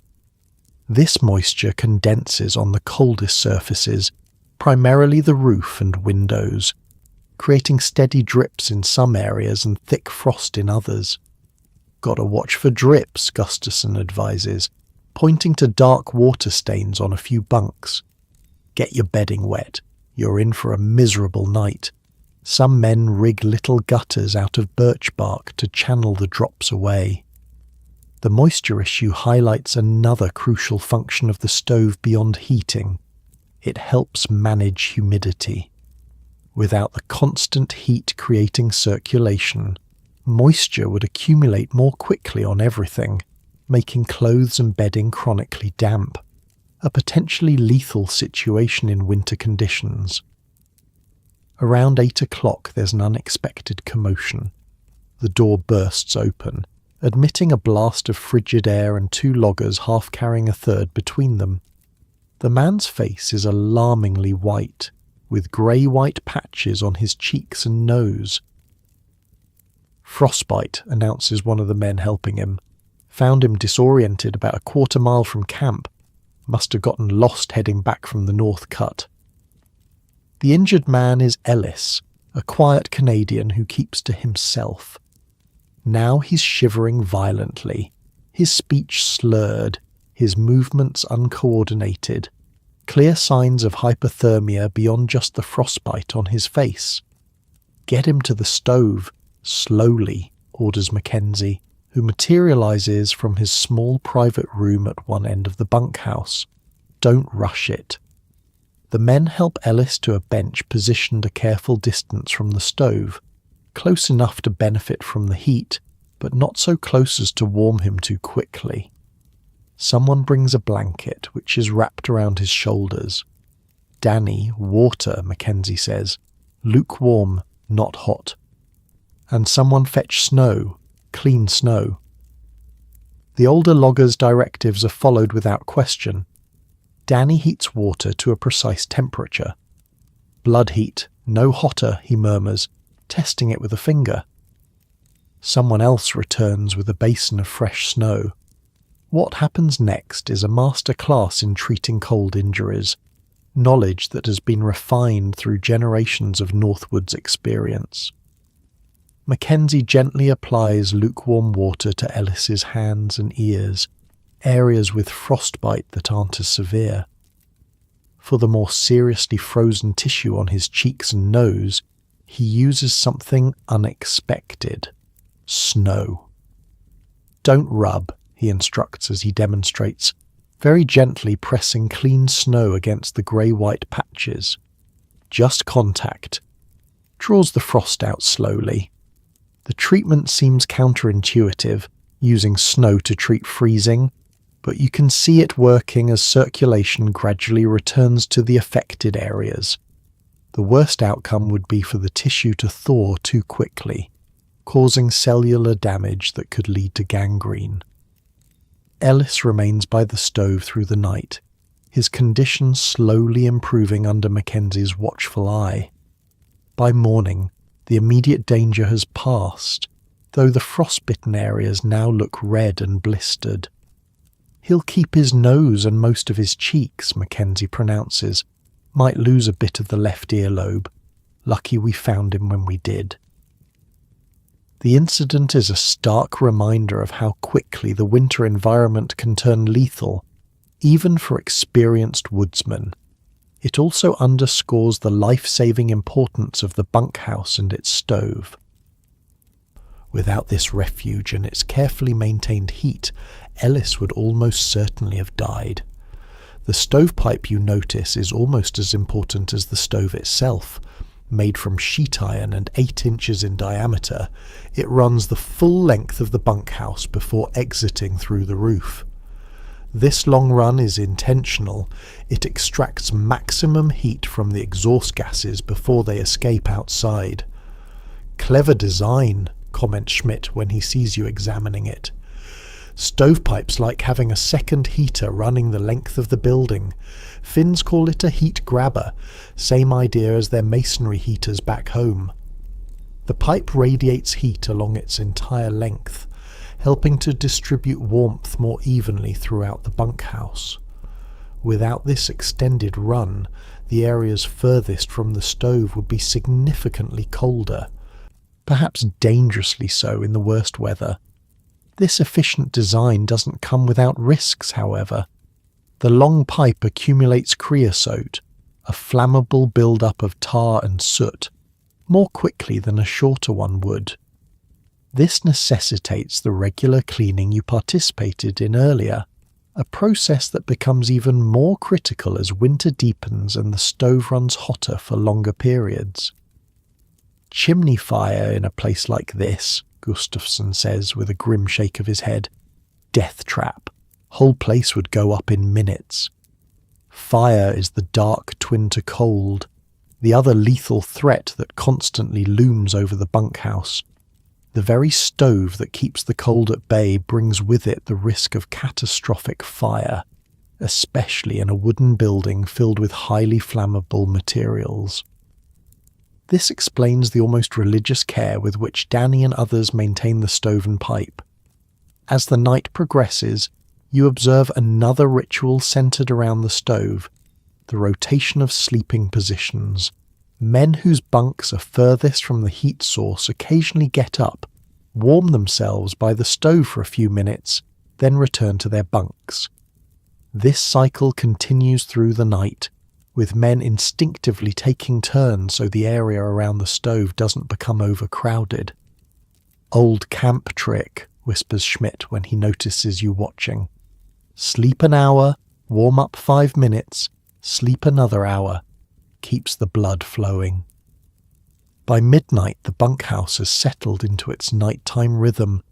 The stove glows steadily in the centre, Danny's careful banking having created a stable heat output that will last for hours with minimal attention. Most men are in their bunks, huddled under wool blankets. A few night owls remain on the deacon seat, speaking in hushed tones or working on small projects by the light of the stove's glow. Outside, the temperature continues to drop. The logs of the bunkhouse contract in the extreme cold, creating occasional sharp, cracking sounds like gunshots. The wind moans around the eaves, searching for ways in, but inside, wrapped in layers of wool and warmed by the steady radiation of the stove, life continues. You drift into a light sleep, only to be awakened some time later by movement nearby. It's Danny, moving quietly through the bunkhouse to check the stove. You check your pocket watch. 2:15 a.m., right on schedule. You watch through half-closed eyes as he rakes away some ash, exposes glowing coals beneath, and adds 2 precisely selected pieces of maple. His movements are economical, practiced, almost ritualistic. Within minutes, the stove is radiating renewed heat, and Danny returns to his bunk for another 2 hours of sleep. This cycle will repeat itself throughout the night, with Danny waking like clockwork every 2 hours to tend the fire. His dedication is remarkable, especially considering he's the youngest member of the crew. His vigilance is the thread upon which all your lives hang during these frigid winter nights. Morning comes with brutal swiftness. The cook's triangle sounds at 4:30 a.m., rousing men from warm bunks into the relative chill of the bunkhouse. Even with the stove burning steadily, the temperature has dropped during the night, especially in the farthest corners. Danny is already up, having transformed the carefully banked overnight fire into a roaring blaze that fills the stove with dancing flames. Men gather around it, warming themselves before beginning the process of dressing for the day ahead. The morning routine revolves around the stove as much as the evening one did. Men take turns warming boots before putting them on. Cold leather is stiff and uncomfortable. Layers of clothing are warmed briefly before being donned.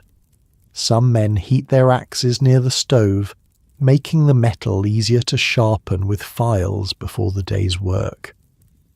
42 below last night, announces Mackenzie, returning from a check of the outdoor thermometer. Might not work the north cut today, too exposed to the wind. There's no grumbling at this news. Every man knows that working in such extreme temperatures isn't just uncomfortable, it's dangerous. Even breathing can become hazardous, as the intensely cold air can damage lung tissue if inhaled directly through the mouth. Breakfast in the cookhouse provides a welcome respite. The cooking stoves have been blazing since 3:30 a.m., making the building almost tropically warm compared to the bunkhouse. Men linger over their food, reluctant to head out into what promises to be a brutally cold day. Eventually, though, work calls. The logging company has contracts to fulfill, and unless conditions are truly life-threatening, the cutting, limbing and skidding of trees must continue. Men bundle up in multiple layers, covering every inch of skin possible, and head out to face the frozen world. You're assigned to work with Schmidt and 2 others in a relatively sheltered area, cutting smaller spruce for railroad ties rather than the massive white pines used for lumber. It's still bitter cold, but the dense stand of trees provides some protection from the worst of the wind. Keep moving, Schmidt advises as you take up your position with a cross-cut saw. Stop moving, you start freezing. Simple as that. The work is hard enough that it generates significant body heat, keeping you relatively comfortable despite the frigid air. Still, any pause in activity is immediately noticeable. Within seconds, the cold begins to seep through your layers of wool, reminding you of its constant presence. By midday, clouds have moved in, bringing with them a new threat: snow. Not the light, powdery snow of extreme cold, but heavier flakes that suggest the temperature has actually risen slightly. Blizzard coming, predicts Gustafsson, glancing at the darkening sky. Might be a bad one. Snow this heavy with temperature this low. Not good. Mackenzie makes the call around 2 in the afternoon. All crews to return to camp immediately. The snow is falling harder now, reducing visibility to less than 100 yards. Wind is picking up too, driving the snow horizontally and creating the first hints of drifts. The return to camp is tense, with crews staying close together to avoid anyone getting separated and lost. By the time you reach the clearing where the buildings huddle against the elements, the blizzard is in full force. The bunkhouse is barely visible through the curtain of white despite being only 50 yards away. Inside, Danny has the stove roaring. He's been preparing for the early return of the crews, building up the fire to its maximum safe output. The heat hits you like a physical force as you enter, a welcome assault after hours in the numbing cold. Gonna be a bad one, Mackenzie announces to the assembled men once everyone is accounted for. Might last 2-3 days according to the barometer. We'll ride it out here. No one leaves the buildings without my say-so. A blizzard lockdown is serious business. It means the camp is effectively cut off from the outside world until conditions improve. If anyone were injured or became seriously ill during this time, there would be no way to get them out to medical help. The central role of the stove becomes even more apparent as the blizzard intensifies through the afternoon and evening. Men cluster around it, warming themselves after the day's work and drying clothes soaked not by melted snow, it's too cold for that, but by sweat that froze within the layers. Keep the clothes moving, Danny instructs, managing the drying area with the authority of someone much older. Dry to the outside, wet to the inside. Everyone gets a turn. The stove affects more than physical comfort. It shapes the social atmosphere as well. As the howling wind makes the outside world seem increasingly hostile, the warm circle around the stove becomes a place of camaraderie and storytelling. Reminds me of the winter of '79, says an old-timer named Johansson. Blizzard so bad we couldn't see the cookhouse from the bunkhouse door. Had to string ropes between buildings so men wouldn't get lost going to meals. This prompts other veterans to share their own blizzard stories. Tales of men lost just feet from safety, of snow piled to the eaves, of winds strong enough to topple trees. Some of the stories may be embellished, but their core message is deadly serious. Respect the power of winter. As night falls, the blizzard's fury increases. Wind shrieks around the bunkhouse, finding every tiny imperfection in the chinking between logs. Snow piles against the walls and drifts over the lower portions of the windows, gradually cutting off what little natural light remains. But inside, illuminated by the red glow of the stove and a few carefully placed lanterns, life continues. Card games form on the deacon seat. A few men write letters home by lantern light. Others repair tools or mend clothing. The Finnish contingent breaks out a harmonica, and begins a low, melancholy tune that somehow perfectly matches the storm's howling. Through it all, the stove stands as the literal and figurative heart of the bunkhouse. Its steady heat keeps the deadly cold at bay. Its light provides a focal point in the growing darkness. Its need for regular tending gives structure to the hours of confinement. As you prepare for sleep that night, with the blizzard still raging outside, you reflect on how completely your existence has come to revolve around this single cast iron object. In the city, heat is an assumption, an afterthought. Here, it's the central preoccupation of every day. The stove isn't just a convenience or a comfort. It's the difference between life and death. Its steady heart, maintained by Danny's vigilant care, will beat through the night, keeping 100 men alive in conditions that would kill an unprotected human in hours. Outside, the temperature has dropped again, and the wind drives snow through any gap it can find. Inside, men sleep in rough bunks, wrapped in wool blankets, their breath forming small clouds in the cooler air away from the stove. And at the centre of it all, the iron heart glows red in the darkness, holding the frozen world at bay for another night.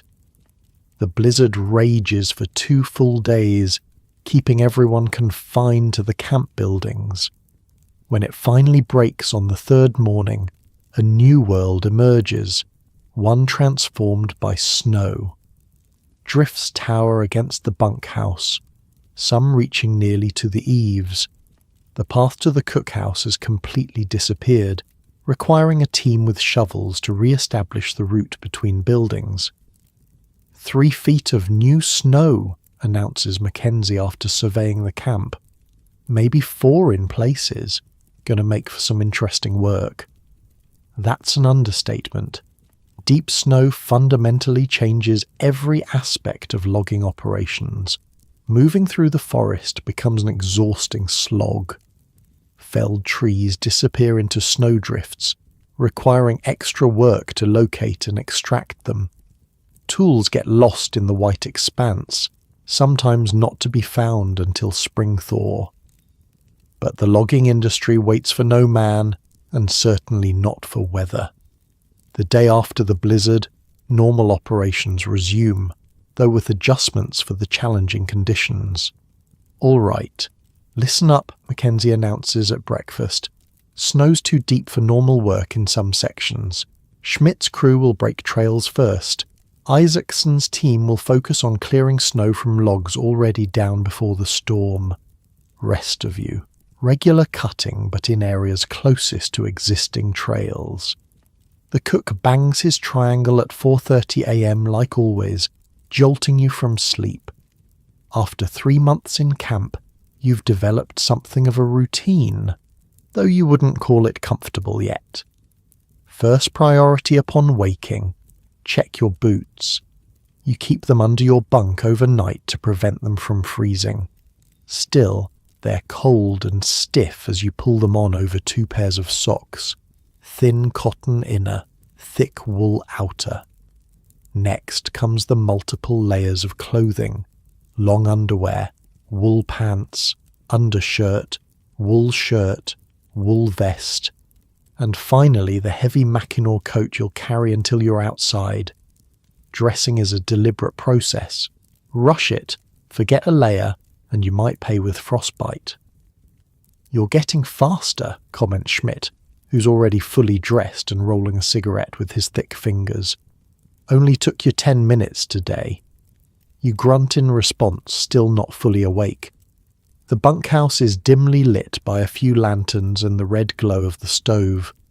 Men move around in the half-light, a choreography of dressing and preparation that's become almost instinctual after months together. Outside, the world is still pitch black.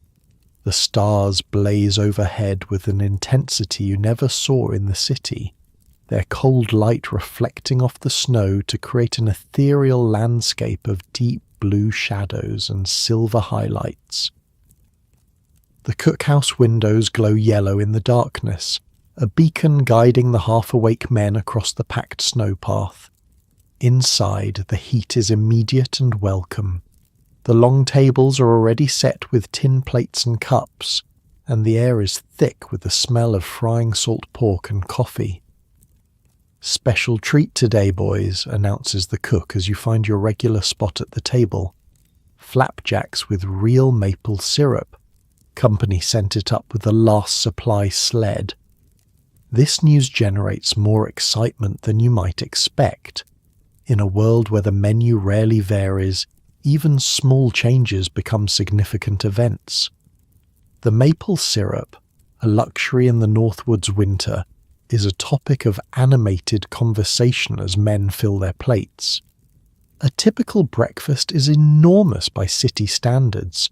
A stack of 8 to 12 pancakes, half a pound of salt pork, and several cups of coffee strong enough to stand a spoon in. You've learned to eat it all, knowing that the calories are necessary fuel for the day ahead. "Wonder where we'll be cutting today," muses a logger named Peterson between mouthfuls of pancake. "Hope it's not that section up on the ridge. Wind'll be brutal up there after the storm." Mackenzie, who always eats quickly at the head table, stands to address the crew as most are finishing their meals. He lays out the day's assignments with military precision, naming crew leaders, cutting areas, and specific objectives. There's a system to his planning. Crews rotate through different cutting areas and different types of work to prevent exhaustion and maintain efficiency. "Schmidt, take your crew, including the greenhorn here, to Section 8, he says, nodding toward you.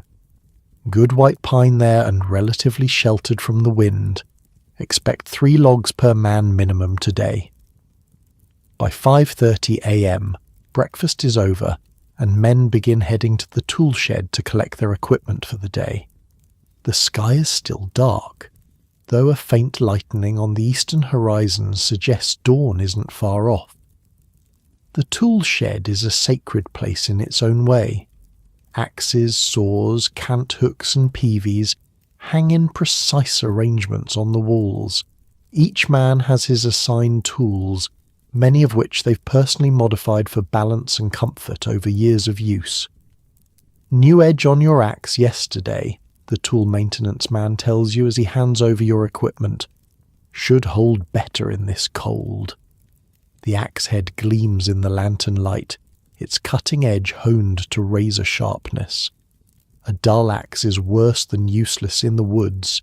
It's dangerous, requiring more force and increasing the risk of glancing blows. Your crew assembles near the edge of camp. Schmidt checks that everyone has the necessary equipment, then leads the way into the forest.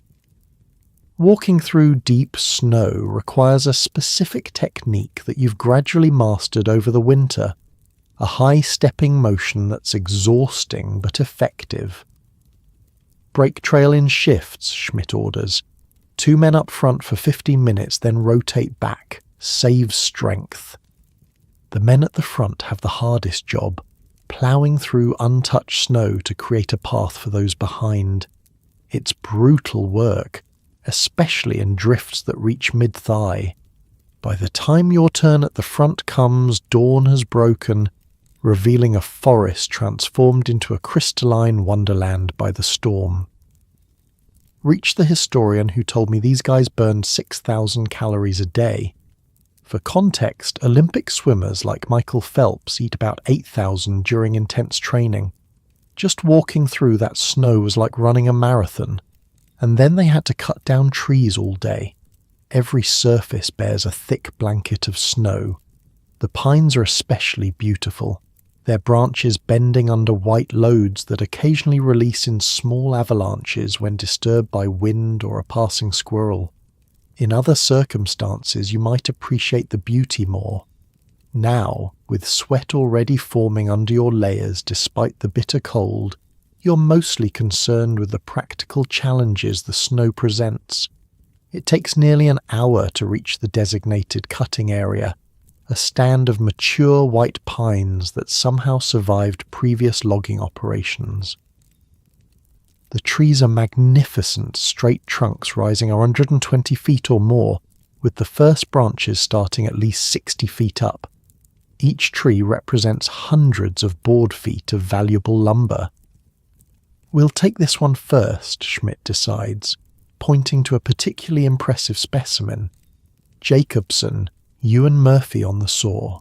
Rest of us will clear the base." Before a tree can be cut, the snow around its base must be cleared away to allow the sawyers proper access. This is done with wooden shovels and by simply trampling the snow down with snowshoes. It's important work. A sawyer standing in deep, unstable snow is at serious risk when the tree begins to fall. Once the base is clear, the real work begins. Jacobson and Murphy position themselves on opposite sides of the massive trunk with a crosscut saw between them. The saw is a beautiful tool in its own way, 6 feet of tempered steel with precisely shaped teeth designed to cut in both directions. "Watch and learn, Greenhorn," Schmidt tells you. "These two are the best sawyers in camp." The men begin with a smooth, rhythmic motion that belies the enormous effort involved. Pull, push, pull, push. Each stroke removes a small amount of wood, the saw teeth cutting cleanly through the frozen pine. They don't rush, maintaining a steady pace that they can sustain for the time it takes to cut through the 3-foot diameter trunk.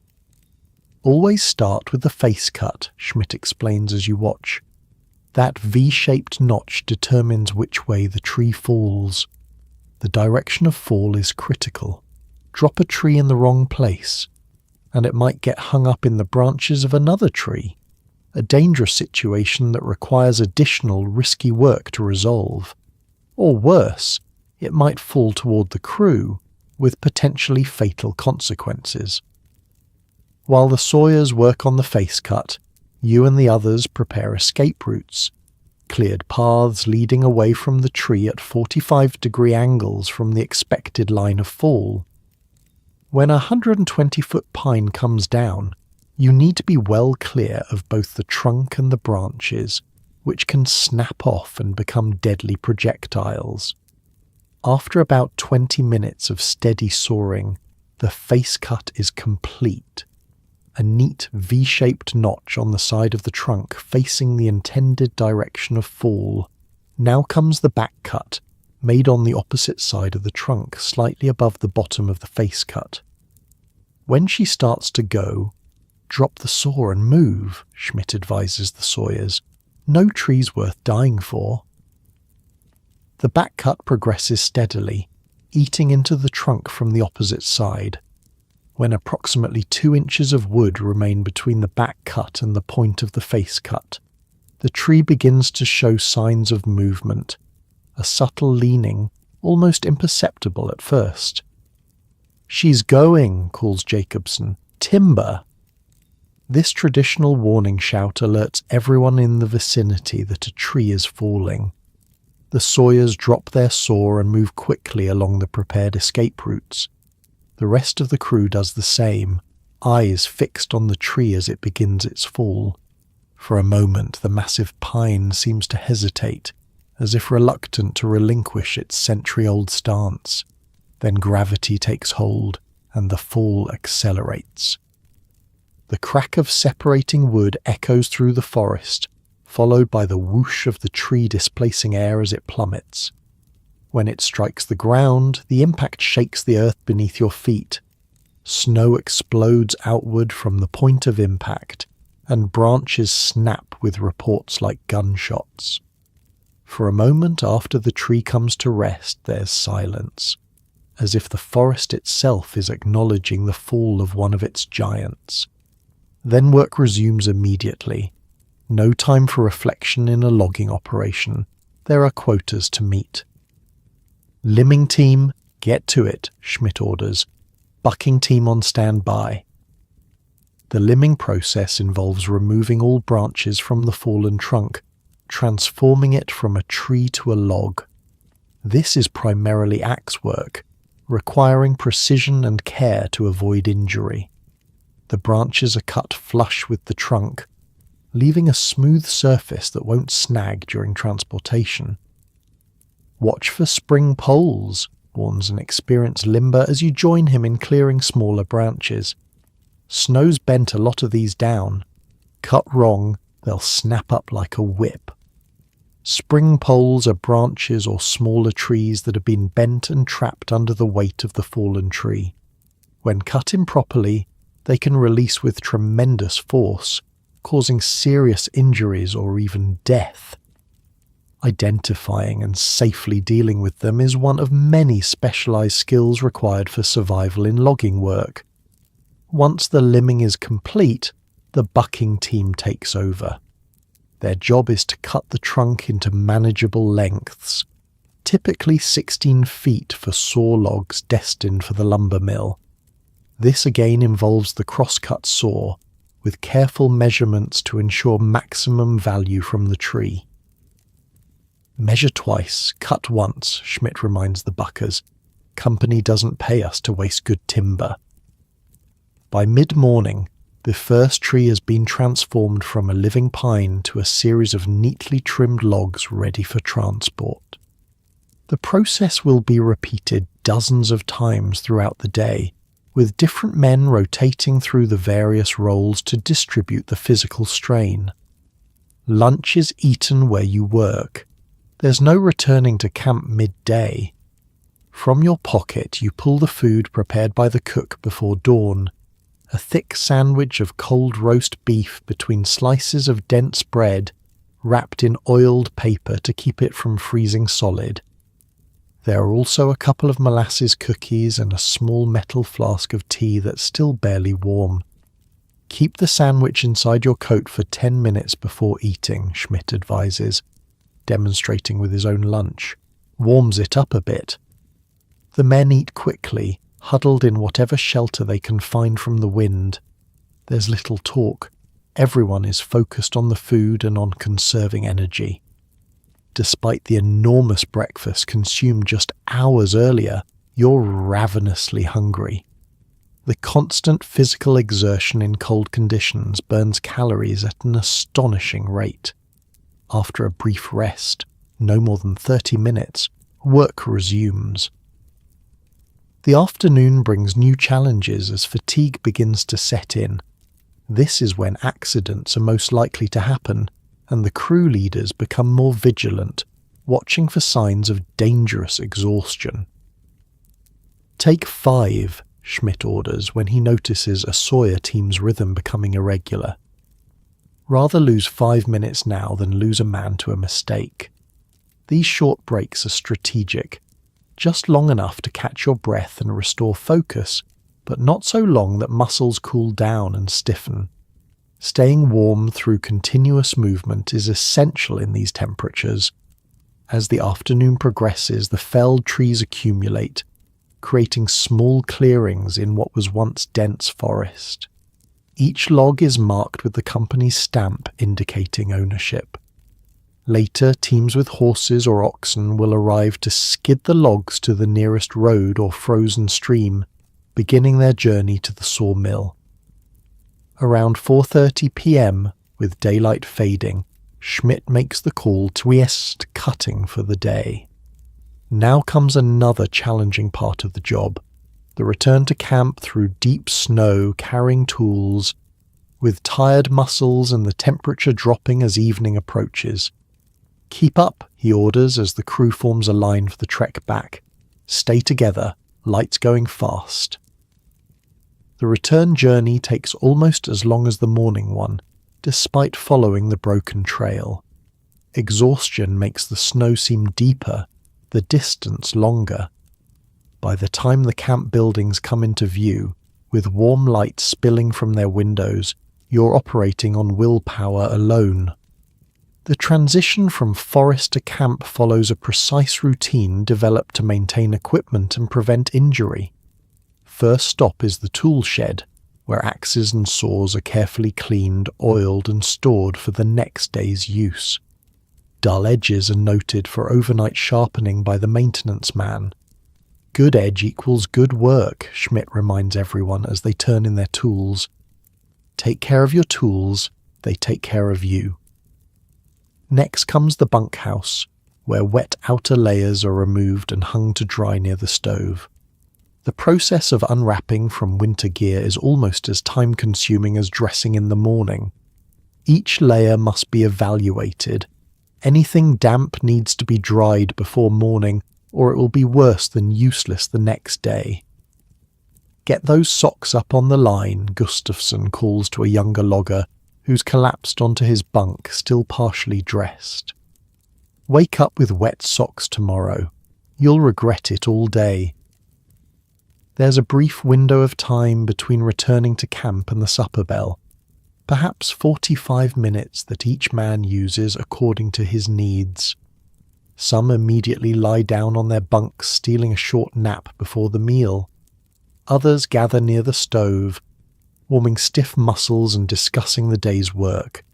A few attend to personal chores, mending clothes, writing letters, carving small wooden items to pass the time. You've developed your own routine, focused primarily on foot care. Removing your boots and socks, you carefully inspect your feet for any signs of frostbite or trench foot, the constant winter enemies of the lumberjack. Then you massage them back to life before putting on dry socks, preparing for the short walk to the cookhouse. At precisely 6 p.m, the cook's triangle sounds, signalling supper. Despite bone-deep fatigue, no one misses this meal. It's not just sustenance, but the main social event of the day. The cookhouse is transformed in the evening. While breakfast is consumed in the half-dark by men still shaking off sleep, supper is a more convivial affair. Lanterns provide bright light, and the day's work provides common ground for conversation and storytelling. Tonight's meal is typical of logging camp fare. Roast beef in thick slices, mashed potatoes swimming in gravy, baked beans, fresh bread with butter, and apple pie for dessert. The portions are enormous, over a pound of meat per man, 2 pounds of potatoes, all the bread and beans you can eat, and an entire small pie for each logger. Cookie's outdone himself tonight, comments Murphy, cutting into his roast beef. Meat's actually tender for once. The cook, hearing this from his position near the serving area, gives a mock bow. Only the best for my boys. Ain't like you're doing real work out there, just playing with trees all day. This brings good-natured jeers from the loggers, part of the ongoing banter between the cook and the men. Despite the teasing, everyone knows the cook's true value. A good cook who can create satisfying meals from limited ingredients is worth his weight in gold to a logging operation. Conversation over supper ranges widely, from the day's work to news from the outside world, always months old by the time it reaches these remote camps, to outlandish stories that grow more impressive with each telling. Tonight, much of the talk centres on the spring log drive that will begin once the ice breaks up on the rivers. Here they're paying top dollar for drivers this year, says a logger named Wilson. Guess they lost a bunch of men last spring on the Black River Jam. The log drive, the process of floating the winter's harvest downriver to the sawmills, is the most dangerous phase of the logging operation. Men ride the moving logs, using pike poles and peavies to keep them flowing, breaking up jams that can form at narrow points or bends in the river. It's spectacularly hazardous work, but it pays better than the winter cutting. You signing on for the drive? Schmidt asks you between bites of pie. You haven't decided yet. The extra money is tempting, but you've heard enough stories about men crushed between logs or drowned in the frigid spring waters to make you cautious. Still thinking on it, you reply. Might head back to the farm instead. Schmidt nods, understanding. Smart to consider options. Drive's not for everyone. Takes a special kind of crazy to dance on floating logs for a living. After supper, with evening stretching ahead, the loggers disperse to various activities. Some head directly back to the bunkhouse, exhaustion winning out over socialization. Others linger in the cookhouse, playing cards or checkers on rough-hewn boards. A few visit the camp office to send letters or purchase small items from the company store: tobacco, writing paper, patent medicines. Back in the bunkhouse, the evening rituals begin. The stove is built up to full strength, preparing for the night ahead. Clothing hung to dry earlier is checked and rotated to ensure even drying. Men tend to small personal tasks: repairing a torn shirt, whittling a replacement handle for a tool, reading dog-eared books or old newspapers passed around until they're falling apart. "Anyone got today's date?" calls a man writing a letter home. "January 23rd, 1891, responds someone without looking up from his darning. "You sure? Thought it was the 22nd. This prompts a brief, good-natured argument about the date, resolved when Mackenzie consults the calendar in his small private room and confirms it's indeed the 23rd. The confusion is understandable. In the isolation of winter logging camps, days blend together in a rhythm of work and rest that makes specific dates seem almost irrelevant. What matters more is the progression of the season, the gradually lengthening days, the occasional shifts in weather patterns, the steadily growing pile of logs that represents the winter's work. On the deacon's seat, a group has formed around Isaacson, who's recounting a tale from his early days as a logger in Michigan. "Coldest winter I ever saw," he says, his Finnish accent growing stronger as he warms to his story. "So cold the words froze coming out of your mouth. Had to thaw conversations in spring to hear what was said in January." The men laugh, but there's appreciation for the artful exaggeration. Storytelling is a valued skill in the bunkhouse, helping to pass the long winter evenings and maintain morale through the monotony of the season. Music forms another cornerstone of evening entertainment. Tonight, a French-Canadian named Leblanc has brought out his fiddle, and another logger accompanies him on harmonica. They play lively tunes that have several men tapping their feet despite their exhaustion. "Give us the red-haired boy," calls someone from across the bunkhouse. Leblanc obliges, launching into the popular tune with enthusiasm if not perfect technique. A few men sing along, their rough voices creating a surprisingly harmonious chorus in the warm, close air of the bunkhouse. Gradually, as the evening wears on, men begin to turn in. The day starts early and sleep is precious. By 9 o'clock, more than half the bunks are occupied, their inhabitants already wrapped in wool blankets against the chill that will inevitably creep in during the night. You stay up a bit longer, watching Danny's careful banking of the stove for the night. His practiced movements seem almost ritualistic. Rake the coals, position the logs just so, apply a careful layer of ash to slow the burn rate. "Learn something new today?" he asks, noticing your attention. You think about it. "Learned how Schmidt judges when a tree's ready to fall. Says he can feel it in the saw, a change in resistance just before it goes." Danny nods.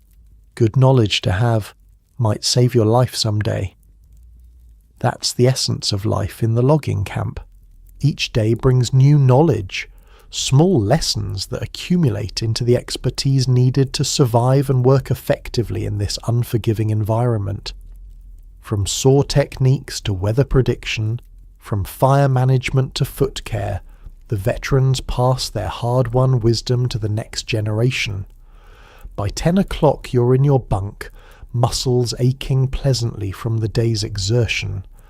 Outside, the temperature continues to drop, stars blazing in a clear black sky. Inside, the bunkhouse settles into its nighttime rhythm. the soft chorus of snores, the occasional murmur of men talking quietly on the deacon seat, the periodic creak of the building as it contracts in the cold. Tomorrow will bring another day almost identical to this one. The pre-dawn wake-up, the hearty breakfast, the trudge through snow to the cutting area, the day of intense physical labour. The day after will be the same, and the day after that, until the spring thaw finally arrives or the company's cutting quota is met. Yet within this seemingly monotonous routine, there's a richness of experience that city life rarely provides. The deep satisfaction of skilled physical work, the brotherhood formed through shared hardship, the primal pleasure of returning, exhausted, to warmth and food after a day in the frozen forest. As sleep begins to claim you, you reflect that you've never worked harder in your life or slept better. February arrives with a vengeance, bringing the coldest days yet. Temperatures hover around 30 below zero for a week straight, with occasional dips to 40 below. At these temperatures, the difference between Fahrenheit and Celsius becomes academic. They meet at 40 below, and either way, it's cold enough to freeze flesh solid in minutes. Work continues despite the brutal cold, though with additional precautions. No man works alone. Rest breaks become more frequent. The areas closest to camp are prioritised, reducing travel time through the frozen forest. One morning, as you trudge toward the cookhouse for breakfast, the topic of conversation with Schmidt turns to food. Ever wonder how Cookie manages to feed 100 hungry men 3 times a day out here in the middle of nowhere, you ask? Schmidt laughs. Been taking it for granted, have you? Smart man doesn't. Cookie's more important than the foreman if you want the truth. Good cook keeps men happy. Happy men work hard. Simple math. The more you think about it, the more remarkable the cookhouse operation seems. 3 massive meals daily, each providing enough calories to fuel intense physical labour in extreme conditions, all prepared with limited resources in a remote wilderness location. Think I'll get there early today, you tell Schmidt. Want to see how breakfast actually happens. He nods approvingly. Smart. Always good to understand where your food comes from. Just don't get in Cookie's way. Man's got a temper when he's working. You arrive at the cookhouse a full hour before the usual breakfast time. It's still pitch black outside, but the cookhouse windows glow with warm light, and smoke billows from the chimney. Inside, you find a hive of activity that startles you with its intensity and precision. The cook, a barrel-chested man named Anderson, who everyone simply calls Cookie, is orchestrating the operation like a general commanding troops. Under his direction, 3 young assistants, nicknamed Cookies themselves, move with practiced efficiency around the massive wood-fired range that dominates one wall of the building. Need more batter, Cookie shouts without looking up from the enormous griddle where he's flipping pancakes with the grace of a dancer. Johnson, check the pork. Don't let it burn. Davis, coffee status. 8 pots ready. 4 more brewing, responds a freckled young man tending a row of large metal coffee pots. The scene reminds you of a factory, but one producing food instead of goods. Each person has specific responsibilities, each task flows into the next, and the result is a massive quantity of food prepared with surprising speed. Cookie notices you standing in the doorway and frowns. Either grab an apron or get out of my kitchen. No spectators during prep. You quickly opt for the apron, and soon find yourself assigned to slicing loaves of bread. Dozens of them, each made the previous day, and now needing to be transformed into uniform slices for toast and sandwiches. When I talked to this food historian about logging camps, she told me the numbers were staggering. A camp of 100 men went through 100 loaves of bread daily. Some larger operations employed 3 or 4 bakers whose only job was making bread 24/7. While you work, you observe the careful choreography around you. One assistant tends the fires in the massive range, maintaining precise temperatures for different cooking tasks. Another rolls out biscuit dough for dinner, his hands moving with mechanical precision to create perfectly uniform pieces. Cookie himself manages the griddle, cooking 30 pancakes simultaneously, flipping them with 2 long spatulas wielded like extensions of his arms. 600 flapjacks minimum for breakfast, Cookie says, noticing your amazed expression. 100 men, 6 each as a starting point. Some eat more, and that's just the pancakes, not counting the meat, eggs when we have 'em, biscuits, potatoes, and whatever else. The numbers are mind-boggling. The sheer volume of food required to feed a logging crew would overwhelm most restaurant kitchens. Yet here in the wilderness, working with equipment that hasn't changed much in decades, Cookie and his team produce meals that would be impossible in many better-equipped facilities. Secrets in the prep, Cookie tells you as he slides perfect pancakes onto a warming tray. Everything ready before you need it. Batter mixed the night before, meat sliced and ready, coffee beans ground, fire at the right heat. Timing is everything. As the breakfast hour approaches, the pace intensifies. More platters of food emerge from the range and oven. Mountains of fried salt pork, trays of biscuits, vats of gravy.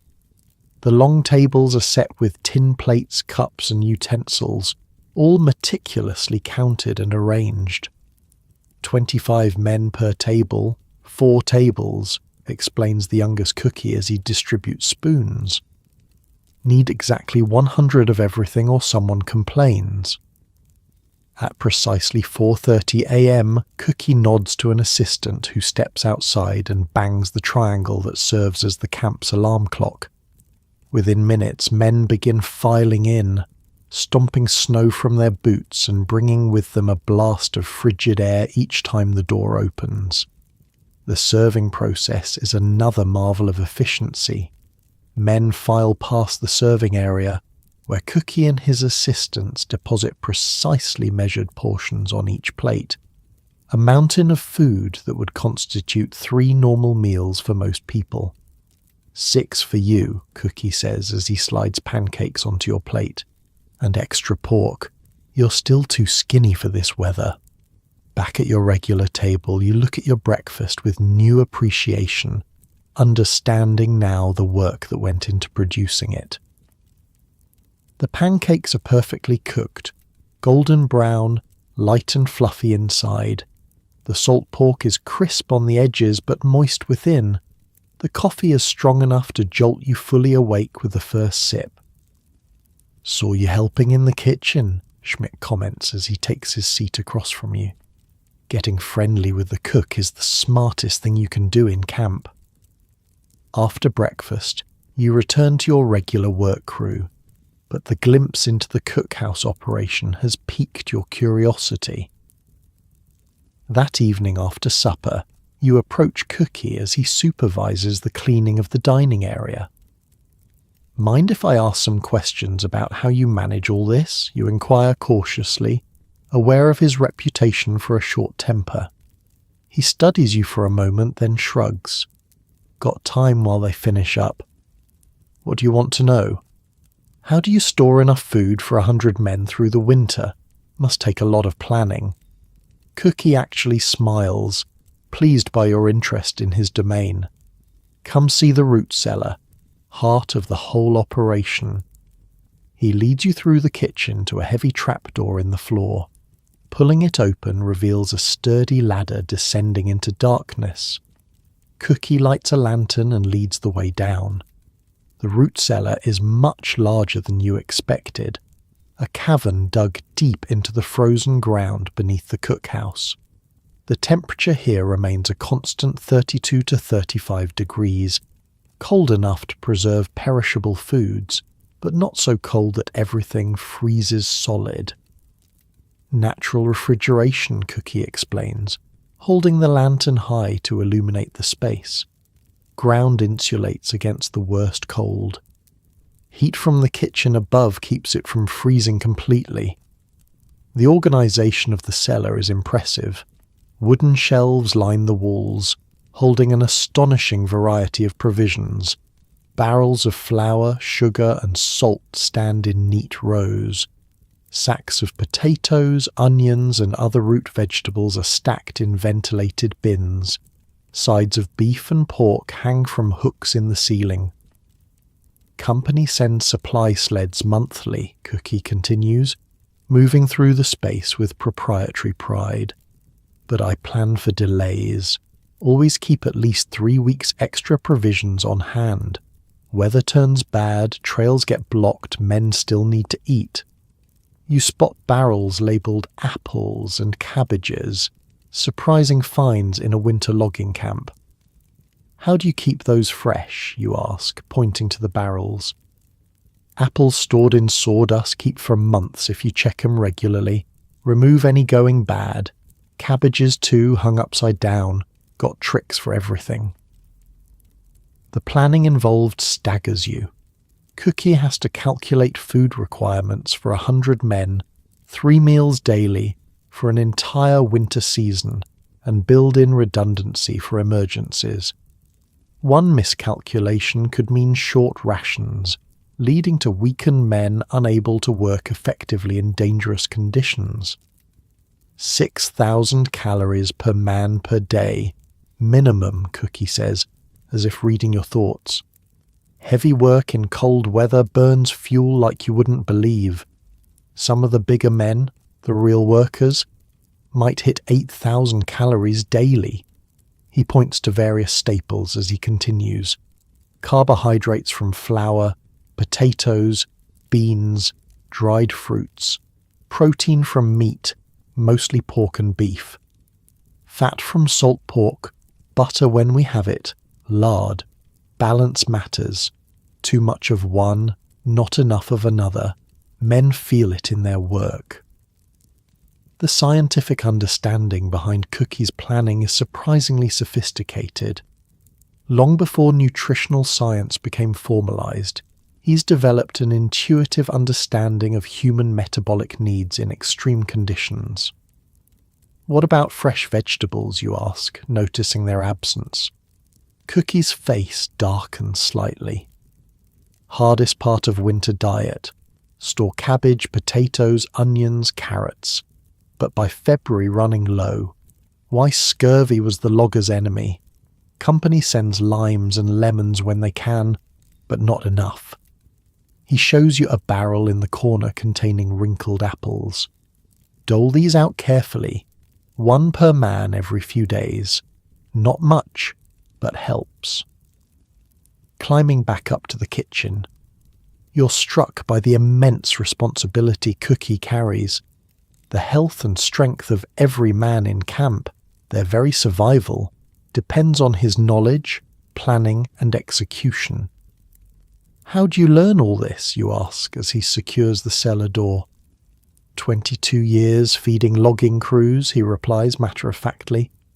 Started as a cookie like Johnson there, barely 15. Learned from old Swedish camp cook. Man knew more about feeding workers than any fancy city chef. The kitchen is now mostly clean, the massive range banked for the night but still radiating substantial heat.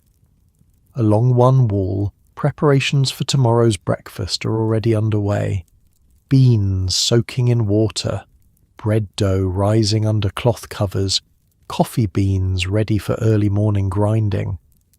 Never stops, does it, you observe. Cookie shakes his head. First one up, last one to bed, 4 hours of sleep on a good night, but it's my kitchen, my responsibility. The pride in his voice is unmistakable. Despite the grueling schedule and enormous pressure, Cookie clearly finds deep satisfaction in his role. How do you plan the menus, you ask, genuinely curious about the decision-making process? Balance between what's available, what men need, and what keeps morale up, he explains, checking the bread dough with experienced fingers. Heavy breakfast before work, pancakes, meat, lots of fat and carbs for quick energy. Portable lunch they can carry, sandwiches, cookies with molasses to resist freezing, dinners for replacing what they burned, meat, potatoes, beans for slow energy, pie or cake for morale. The mention of morale highlights another dimension of Cookie's role. Food isn't just fuel, it's a primary source of comfort and pleasure in the isolated, physically demanding world of the logging camp. Sunday's special, Cookie continues, different menu, better cuts of meat, more variety.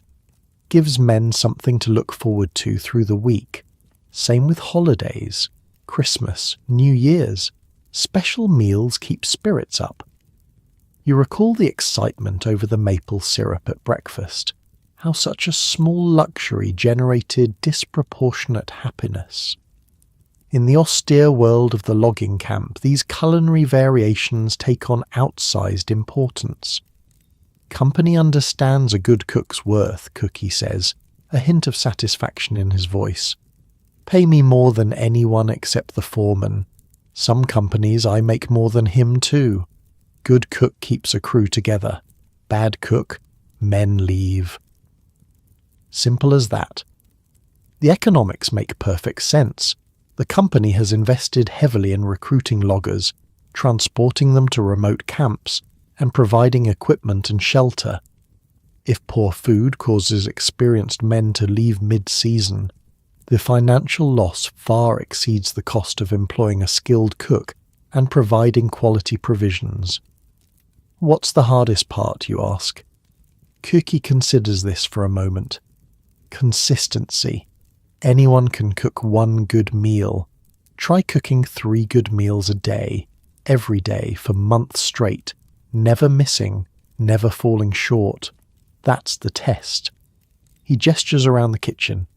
And doing it here, not some fancy kitchen with modern conveniences.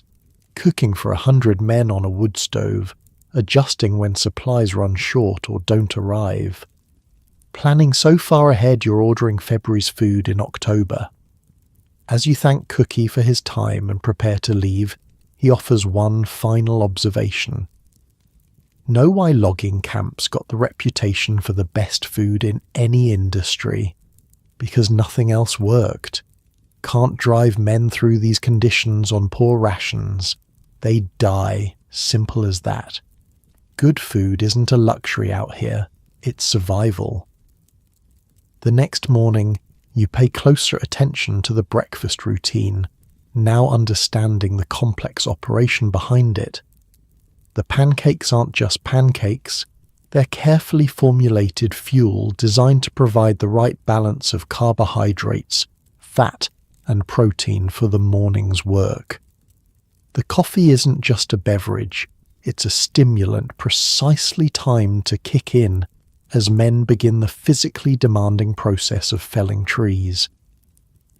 Over the following days, you develop a new appreciation for the critical role food plays in the logging operation.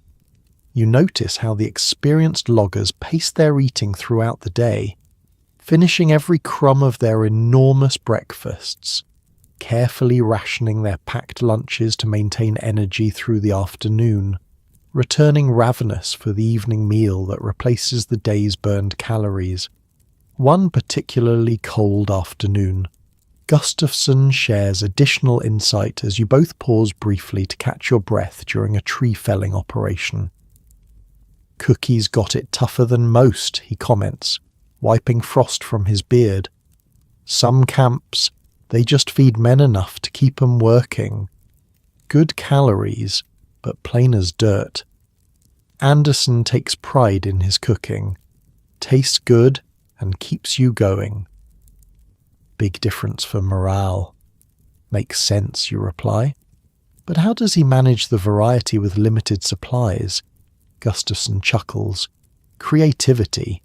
Man can make salt pork taste different 5 ways, smoke some of it himself out back, cures some different, slices it thick one day, thin the next, fries it crisp or keeps it tender. Same meat, feels like different meals. This artistry within constraints impresses you even more than the sheer volume of food produced. Cookie is performing a daily high-wire act, balancing nutritional requirements, logistical limitations, and the psychological needs of 100 hard-working men isolated in a frozen wilderness for months on end. This Sunday dinner that weekend proves Gustafson's point about variety and morale. Cookie produces a feast that generates audible excitement as men enter the cookhouse. Roast venison from deer hunted by some of the loggers during a rare day off, real mashed potatoes with butter rather than the more common boiled or fried potatoes, fresh bread still warm from the oven, and for dessert a remarkable apple cobbler topped with a sweet crumble made from hoarded sugar and butter. Like Christmas in February, remarks Murphy as he digs into his second helping of venison. Don't know how Cookie got this meat so tender. Venison's usually tough as old boots. The answer comes from Schmidt, who knows seemingly everything about camp operations. Marinates it for 2 days in a mix of vinegar, salt, and his secret spices. Been saving that venison since the hunting party got those 3 deer last month. Froze it in the root cellar. The meal creates a noticeable shift in the camp's atmosphere. Men linger longer at the tables. Conversation flows more freely. Even Mackenzie seems less stern than usual, engaging in actual small talk with the crew leaders. This is why Cookie's worth his weight in gold, Schmidt tells you quietly. Look around. Men who 10 minutes ago were bone-tired and dreading tomorrow's work are now laughing, talking about their families, making plans. Food does that. Changes how men feel about everything else. The next day brings another lesson in the importance of the cook, this time from an unexpected source. A supply sled arrives from the nearest town bringing mail, some replacement tools, tobacco, and most importantly fresh provisions for the cookhouse. You're assigned to help unload the supplies, transferring sacks of flour, sugar, coffee beans and other staples to the cookhouse storage area. During this process, you notice Cookie personally inspecting every item with intense scrutiny. "These potatoes have frost damage," he says sharply to the sled driver, holding up several specimens from a sack. "And the apples are half rotted. What happened?" The driver shrugs apologetically. "Sled broke through ice crossing Miller's Creek. Everything got wet, then froze before we could dry it properly. Bad luck."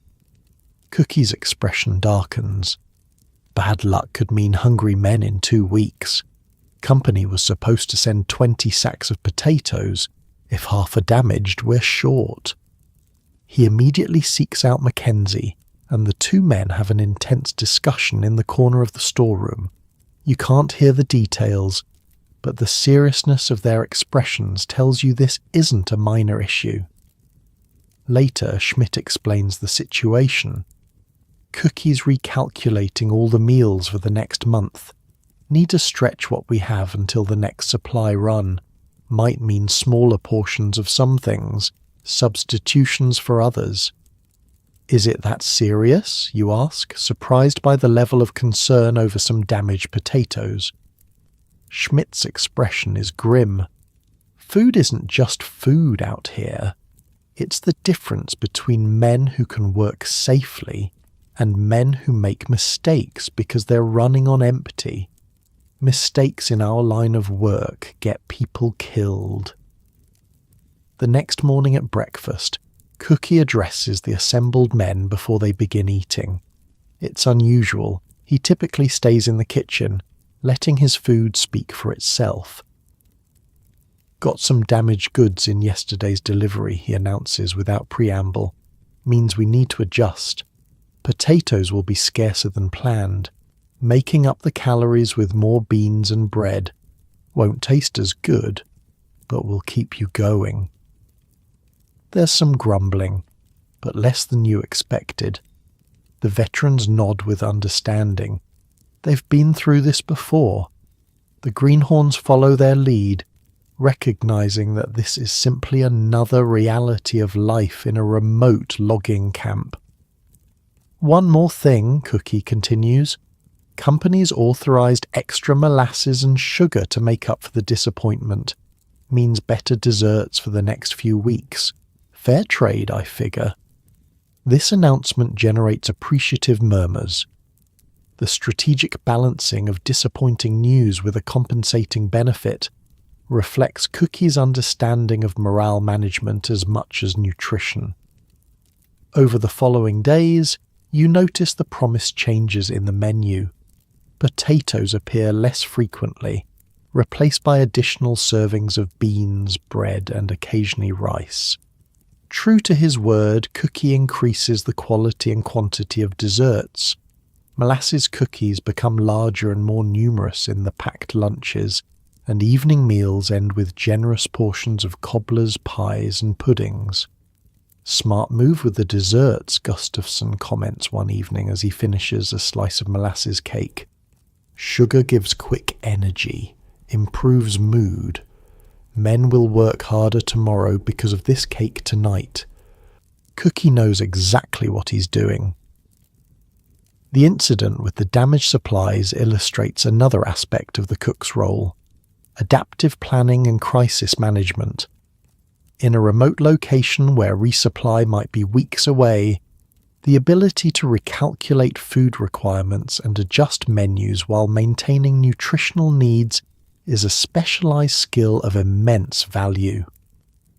One evening after supper, you notice Cookie engaged in what appears to be a complex mathematical calculation, filling pages of a notebook with figures and notes. "Inventory and meal planning," he explains when he sees your curious glance. "Calculating exactly how long current supplies will last, what substitutions need to be made, what to request in the next delivery." He shows you the notebook, filled with neat columns of numbers, every ingredient tracked by weight, volume, and calories. Know exactly how much flour makes how many loaves of bread, how many calories in each loaf, how many loaves needed per day. The level of detail is astonishing. Cookie has created what amounts to a mathematical model of the camp's nutritional needs, allowing him to make precise adjustments to maintain the required caloric intake despite varying supplies. "Learned this system from an old Swedish cook," he tells you, a rare note of warmth in his voice. "Man could calculate in his head faster than most can on paper. Taught me that feeding loggers is science, not just cooking." This scientific approach extends to understanding the different energy needs of various work roles within the camp. Cookie points to a section of his notes where he's calculated slightly different portions for different types of workers. "Sawyers burn more calories than teamsters. Men working the North Ridge in this cold need more fat than those cutting in the sheltered valley. Young men need more total food than older ones. It all matters." You begin to understand that Cookie isn't just a cook. He's essentially a nutritionist, logistician, warehouse manager, and morale officer combined into one critical role. His seemingly simple job of feeding the men encompasses a complex web of interconnected responsibilities that directly impact the success and safety of the entire logging operation. This understanding crystallizes one brutally cold morning in late February.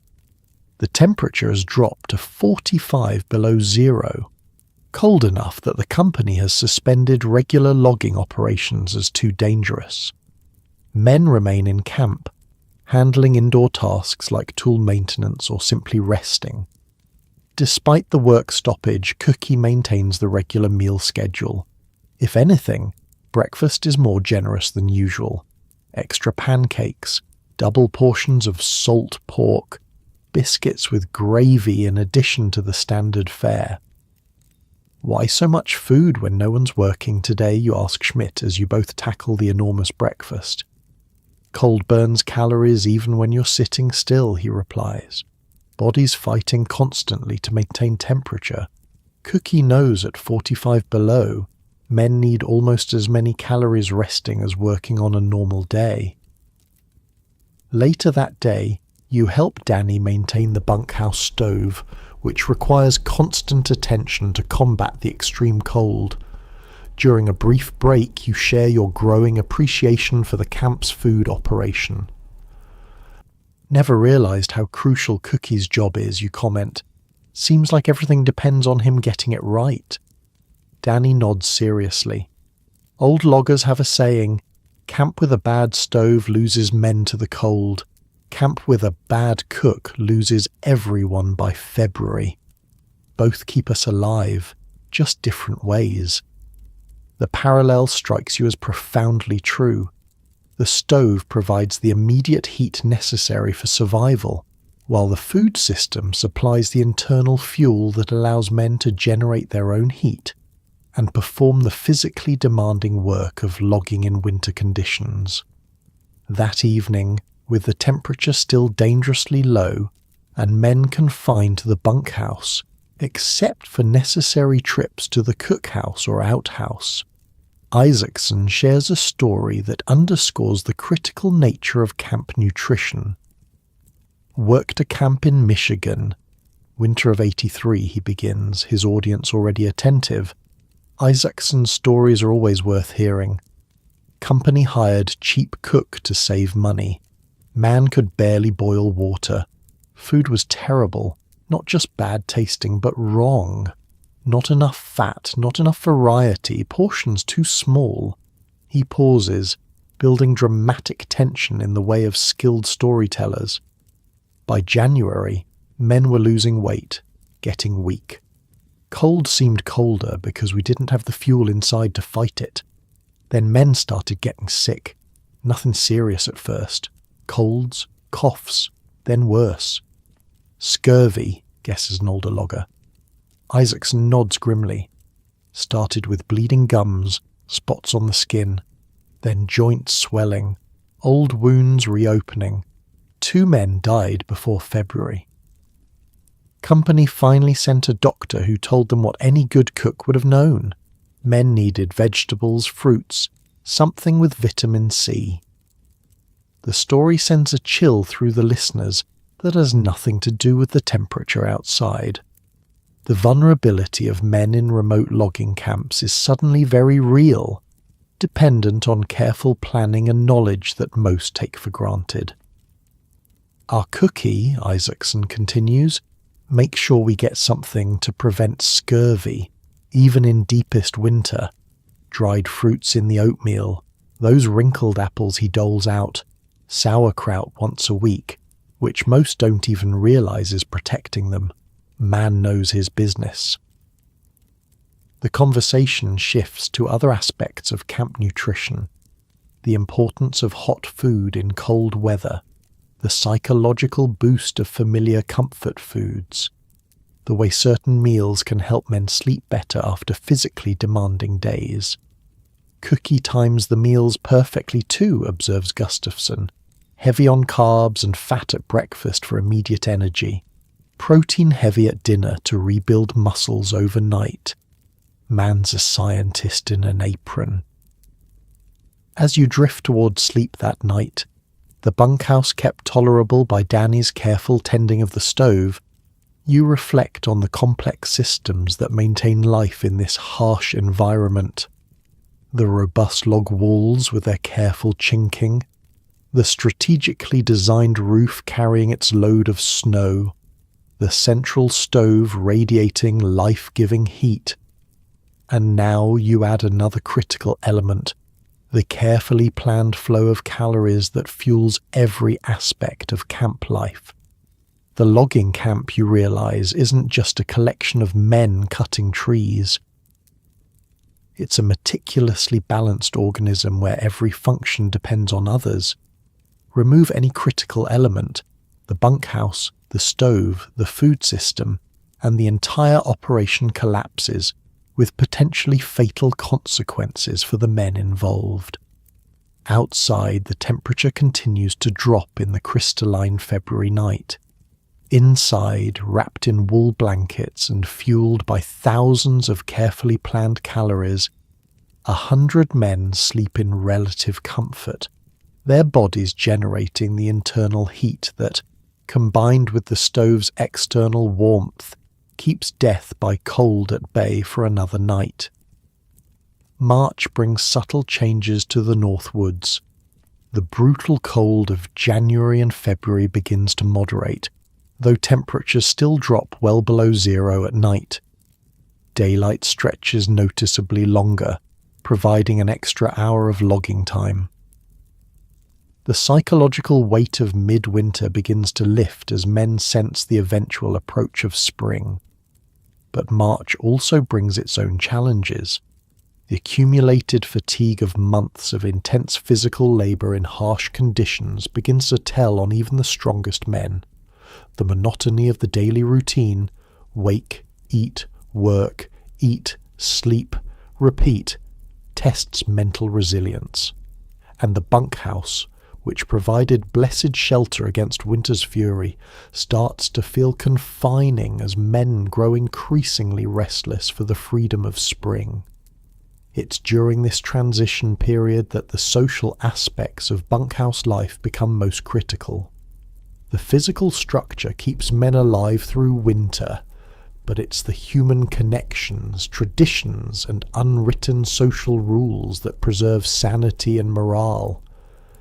This Sunday afternoon, with work suspended for the weekly day of rest, the bunkhouse is transformed into something resembling a community centre. Various activities unfold throughout the long, low building, each in its designated territory established through months of habit.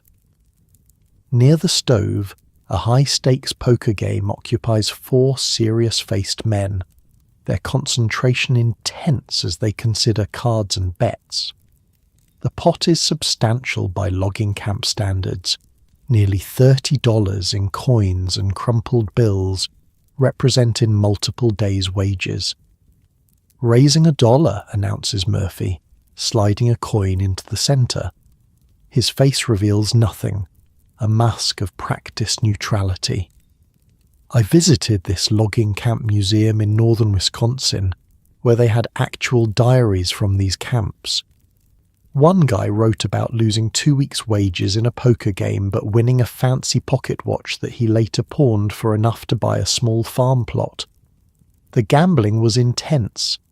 In the opposite corner, far from the card player's concentration, a group has formed around LeBlanc and his fiddle. He's playing a lively reel while Erickson accompanies on harmonica. Several men clap in rhythm or tap their feet. One, a lanky logger from Tennessee, demonstrates a complicated shuffling dance step to appreciative onlookers. Along the deacon seat, smaller clusters engage in various activities. 2 Norwegian loggers focus intensely on a chess game, using pieces they've carved themselves during winter evenings. Nearby, a group men's clothing, darning socks, patching torn shirts, replacing lost buttons. Elsewhere, 3 men clean and oil tools with meticulous care, preparing for the coming week's work. At one end of the bunkhouse, where light from a small window creates a prime reading spot, Schmidt sits with an 8-month-old newspaper spread carefully on his lap. Around him, several men listen as he reads selected articles aloud. News from a world that seems impossibly distant from these snowbound woods. "Says here they're building some kind of tower in Paris," Schmidt announces, squinting at the page. going to be the tallest structure in the world when it's done, over 1,000 feet high. Bull, responds someone from the listening group. Nothing can stand that tall. Wind would knock it down. Made of iron, Schmidt continues, ignoring the interruption. Designer's name is Eiffel? Something French anyway. This sparks a debate about whether such a structure could actually stand, with men drawing on their practical knowledge of building to support their positions. The discussion is good-natured but animated. Exactly the kind of mental stimulation needed to combat the monotony of camp life. You find yourself drawn to another group gathered around Isaacson, who's demonstrating an intricate knot-tying technique he learned from sailors in his youth. His massive fingers move with surprising dexterity as he creates complex patterns in a short length of rope. This one saved my life once, he explains, showing a knot that forms a secure loop at the end of a rope. Fell through ice on Lake Superior. Partner threw rope with this knot, held my weight easy, pulled me out. The practical value of such knowledge ensures an attentive audience. In a logging camp, rope skills can mean the difference between a successful operation and a dangerous failure. Men watch carefully, several practicing with scraps of cord from their pockets. "You're good with your hands for a big fella," comments a younger logger admiringly. Isaacson shrugs. Finish thing. Long winters back home. Learn to make things, fix things, or go crazy from boredom. This captures a fundamental truth about bunkhouse culture. Skills are currency, valued not just for their practical application, but for their contribution to the community's knowledge base and entertainment options. A man who can play music, tell good stories, demonstrate useful techniques, or teach valuable skills holds a special place in the social hierarchy, regardless of his physical prowess in logging work. As afternoon deepens toward evening, the bunkhouse's social geography shifts. The card game concludes, Murphy emerging as the big winner to no one's surprise, and the space near the stove becomes available for what everyone recognizes as the main event of a Sunday evening: storytelling. The best storytellers in camp take up positions on the deacon seat near the stove, where firelight dramatically illuminates their faces and warmth, encourages listeners to gather close. An audience forms naturally, men drifting from other activities to secure good spots for listening. Tonight's featured storyteller is Gustafsson, whose reputation for tall tales is camp-wide. He clears his throat importantly as the crowd settles, enjoying the moment of anticipation he's created. "You boys think this winter was cold," he begins, voice pitched perfectly to carry throughout the bunkhouse without seeming to shout. "Let me tell you about the winter of '74 in northern Minnesota." He pauses, building tension with practiced skill. "It was so cold that winter. Words froze as they left your mouth. Couldn't have a conversation outside. Had to bring the frozen words inside, thaw 'em by the stove to hear what was said." Laughter ripples through the audience. They've heard variations of this classic logger's tale before, but Gustafsson's delivery makes it fresh. "One day, Foreman sent me to fetch water from the lake. Chopped a hole in ice, 5 feet thick, mind you. Lowered my bucket. When I pulled it up, had nothing but a bucket-shaped piece of ice with the handle stuck in it." He mimics the action of pulling up a bucket, his expression of bewilderment so perfect that several men laugh out loud. Water had frozen so fast it froze the splash. Foreman didn't believe me till I brought the ice bucket in and thawed it by the stove. Made a hell of a mess when it finally melted.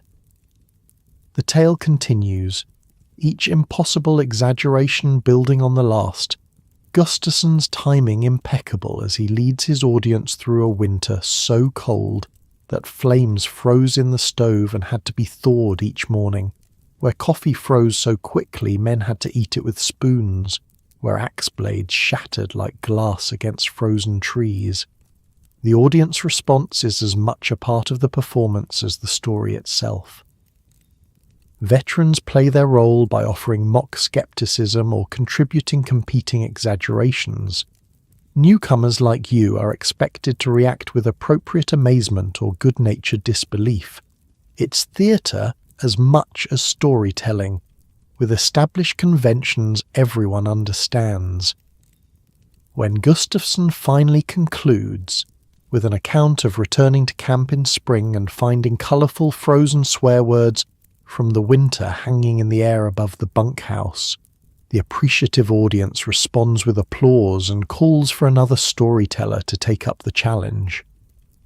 The Sunday storytelling session serves multiple purposes beyond mere entertainment. It preserves and transmits logging, folklore and traditions. It reinforces community bonds through shared cultural references and in-jokes.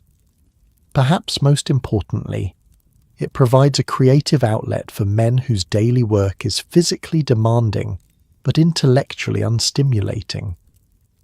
As one storyteller gives way to another, you notice the complex social dynamics at play. There's a clear hierarchy among storytellers. Some, like Gustafsson, are headliners who command respectful silence. Others occupy a middle tier, their stories welcomed but subject to more interruption and heckling. Novices are given their chance but must prove themselves worthy of attention through skill or originality. Your turn next week, Schmidt tells you quietly during a transition between storytellers. Every man contributes. Camp rule.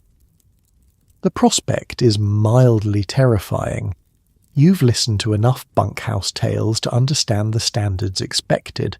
A good story should be entertaining, preferably funny, with elements of danger or the supernatural woven in.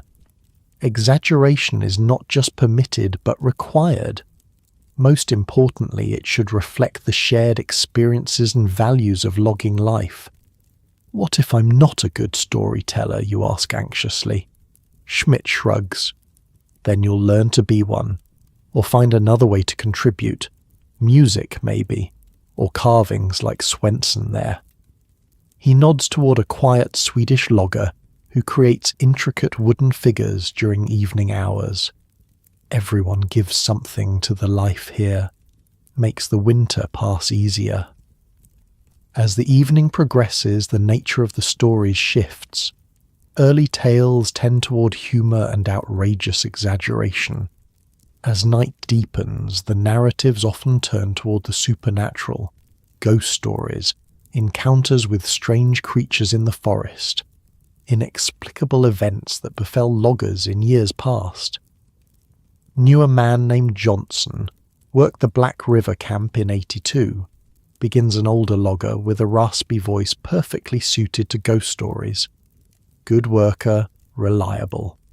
One night in January he woke the whole bunkhouse shouting about seeing his brother standing at the foot of his bunk, dripping wet and blue-faced. The bunkhouse grows quieter, men leaning forward slightly to catch every word. Thing is, his brother was working a camp 50 miles north. Next day news came.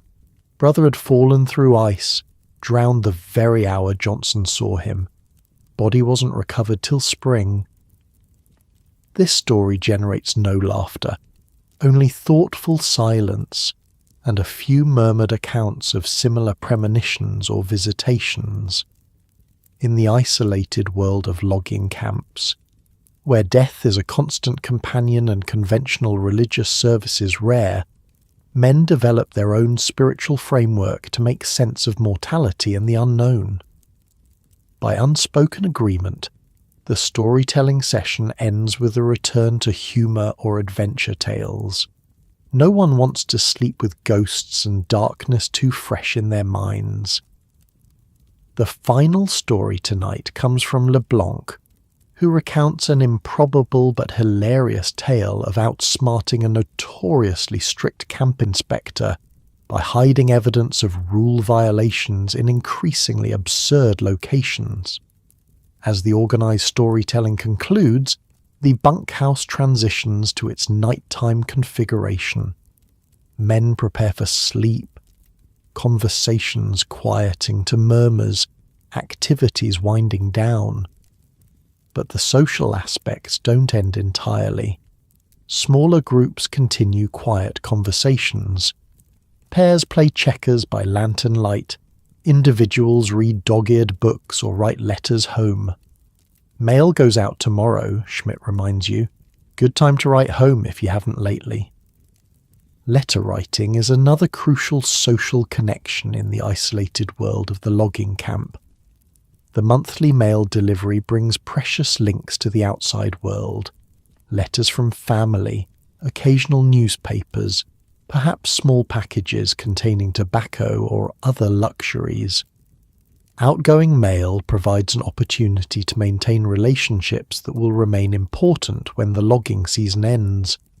You take Schmidt's advice, finding a quiet spot to write by lantern light. The letter is simple, assurances that you're well, brief descriptions of work, careful omission of the worst hardships that would only worry your family. What matters isn't so much the content as the connection maintained across hundreds of miles of wilderness.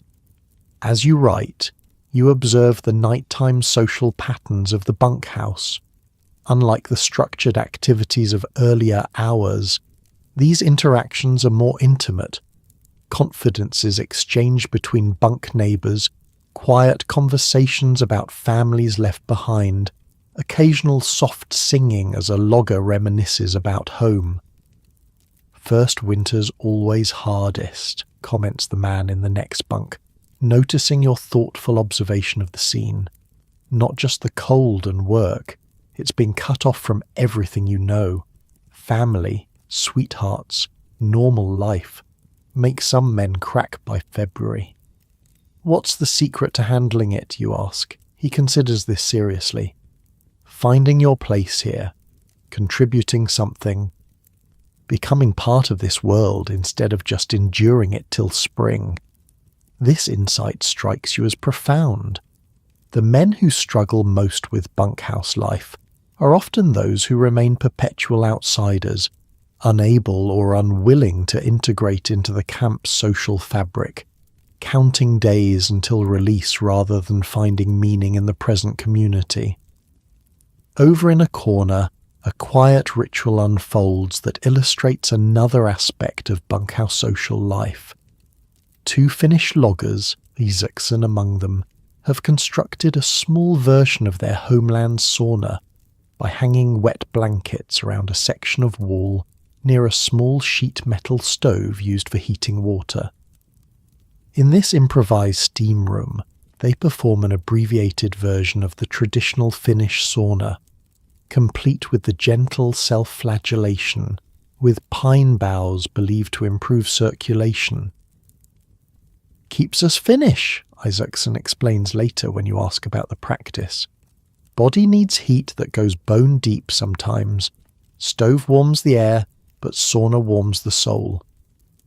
The camp authorities tolerate such cultural expressions as long as they don't interfere with work or create safety hazards. The wisdom of this approach is evident in the Finns' legendary productivity, consistently among the highest producers in camp, their cultural practices clearly supporting rather than hindering their work performance. Other ethnic groups maintain their own traditions in similar ways. The Swedish loggers have their distinctive coffee breaks, brewing extraordinarily strong coffee in a special pot, and drinking it while sharing small hard biscuits they call knäckebröd. The French Canadians maintain elaborate traditions around feast days, saving portions of their rations to create special meals on significant dates in the Catholic calendar. These cultural expressions serve multiple purposes. They maintain connections to heritage and identity, that might otherwise be lost in the homogenizing environment of the camp. They provide psychological comfort through familiar rituals. Perhaps most importantly, they allow men to contribute unique elements to the camp's social fabric, earning respect for their distinctive knowledge and traditions. As the evening progresses toward night, the bunkhouse gradually quiets. Danny tends the stove with his usual care, banking it properly for the night. Men settle into their bunks, murmured conversations fading to silence, occasionally punctuated by a cough or the creak of the building settling in the cold. In these last quiet moments before sleep claims the camp, you reflect on how completely your understanding of the bunkhouse has evolved. What first appeared to be simply a functional shelter has revealed itself as a complex social organism with its own culture, traditions, hierarchies, and support systems. The physical structure itself, the carefully notched logs, the strategic roof design, the central stove, provides the essential protection against winter's deadliest threats. But it's the social structure built within those walls that protects against equally dangerous psychological threats: isolation, monotony, loneliness, and despair. Together, these physical and social architectures create something remarkable: a functional community of 100 men from diverse backgrounds, living in close quarters through months of isolation and hardship, maintaining not just survival, but a degree of contentment and even joy in the midst of one of the world's harshest environments. As sleep approaches, you're aware of the soft symphony of bunkhouse night sounds, the gentle snoring of tired men, the periodic creak of the building responding to temperature changes, the occasional murmur of a man talking in his sleep, and underlying it all, the reassuring sounds of Danny tending the stove that keeps death at bay for another night. Outside, the March stars blaze in a black sky. Frost forms on every surface, and the forest stands silent under its burden of snow. Inside, wrapped in wool blankets in a rough-hewn bunk, surrounded by the complex human community that has accepted you as one of its own, you drift towards sleep with the realization that you've found not just shelter, but belonging in this strange, demanding world of the northern logging camp. Late March brings the first unmistakable signs of spring to the north woods. The quality of daylight changes, acquiring a golden warmth absent through the winter months. Temperatures still plunge below freezing at night, but midday sun creates wet patches where snow melts from south-facing slopes. Birds absent since October begin to reappear, their calls a welcome counterpoint to the rhythmic sounds of saws and axes. The bunkhouse, that stalwart protector against winter's fury, begins to show a different side of its character. Windows sealed tight for months are occasionally cracked open during the day, allowing fresh air to replace the dense mixture of wood smoke, drying wool, and unwashed bodies that has defined the indoor atmosphere since November. "Smells like spring coming," Schmidt comments one evening as he returns from a smoke outside. "Ice starting to crack on the creek. Won't be long now." Those simple words carry complex implications for everyone in camp. The approaching spring means the end of the logging season, the transition to river drives, and eventually the dissolution of the community that has been your entire world since fall. For some, it's welcome news, a return to families, farms, or other seasonal work. For others, particularly those who found belonging in the structured world of the logging camp, it brings uncertainty and even anxiety. The logging industry operates on a seasonal rhythm as old as the trade itself. Winter is for cutting, when frozen ground and snow cover make it possible to move massive logs through otherwise impassable terrain.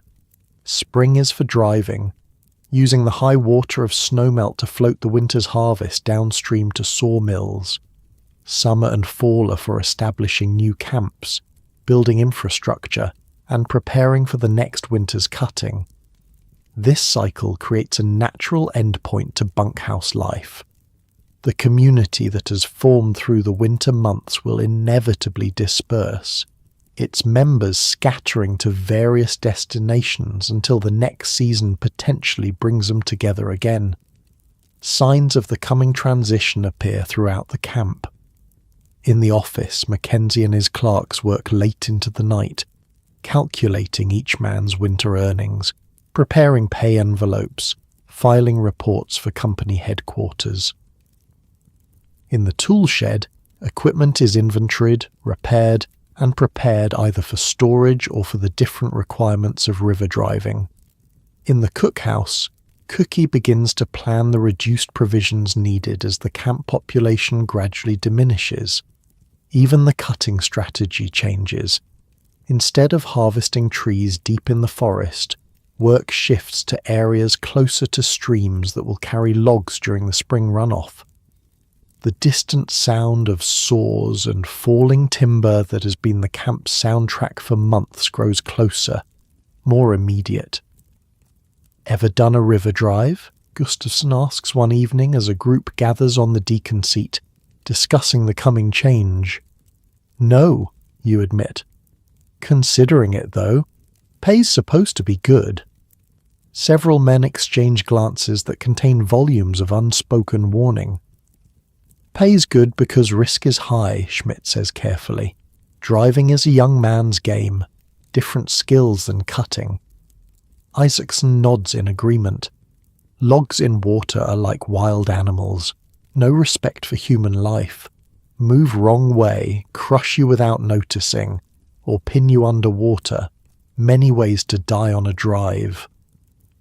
Talk to a historian who studied old insurance records from these logging companies. Death rate on river drives was insane. About 1 in 5 river drivers would die or get seriously injured during their career. Made the cutting work look safe by comparison. Despite the warnings, or perhaps partly because of them, you find yourself drawn to the idea of the river drive. After months of stability in the bunkhouse, the prospect of adventure and challenge holds a powerful appeal. Additionally, the extra pay could make a significant difference in your plans for the coming year. "I'll train you some," offers Murphy, who's mentioned previous experience as a river driver. Basics of log riding, use of the pike pole and PV in water might help keep you alive your first week. This gesture of support, offering knowledge that could literally save your life, exemplifies the best aspects of the community that has formed through the winter.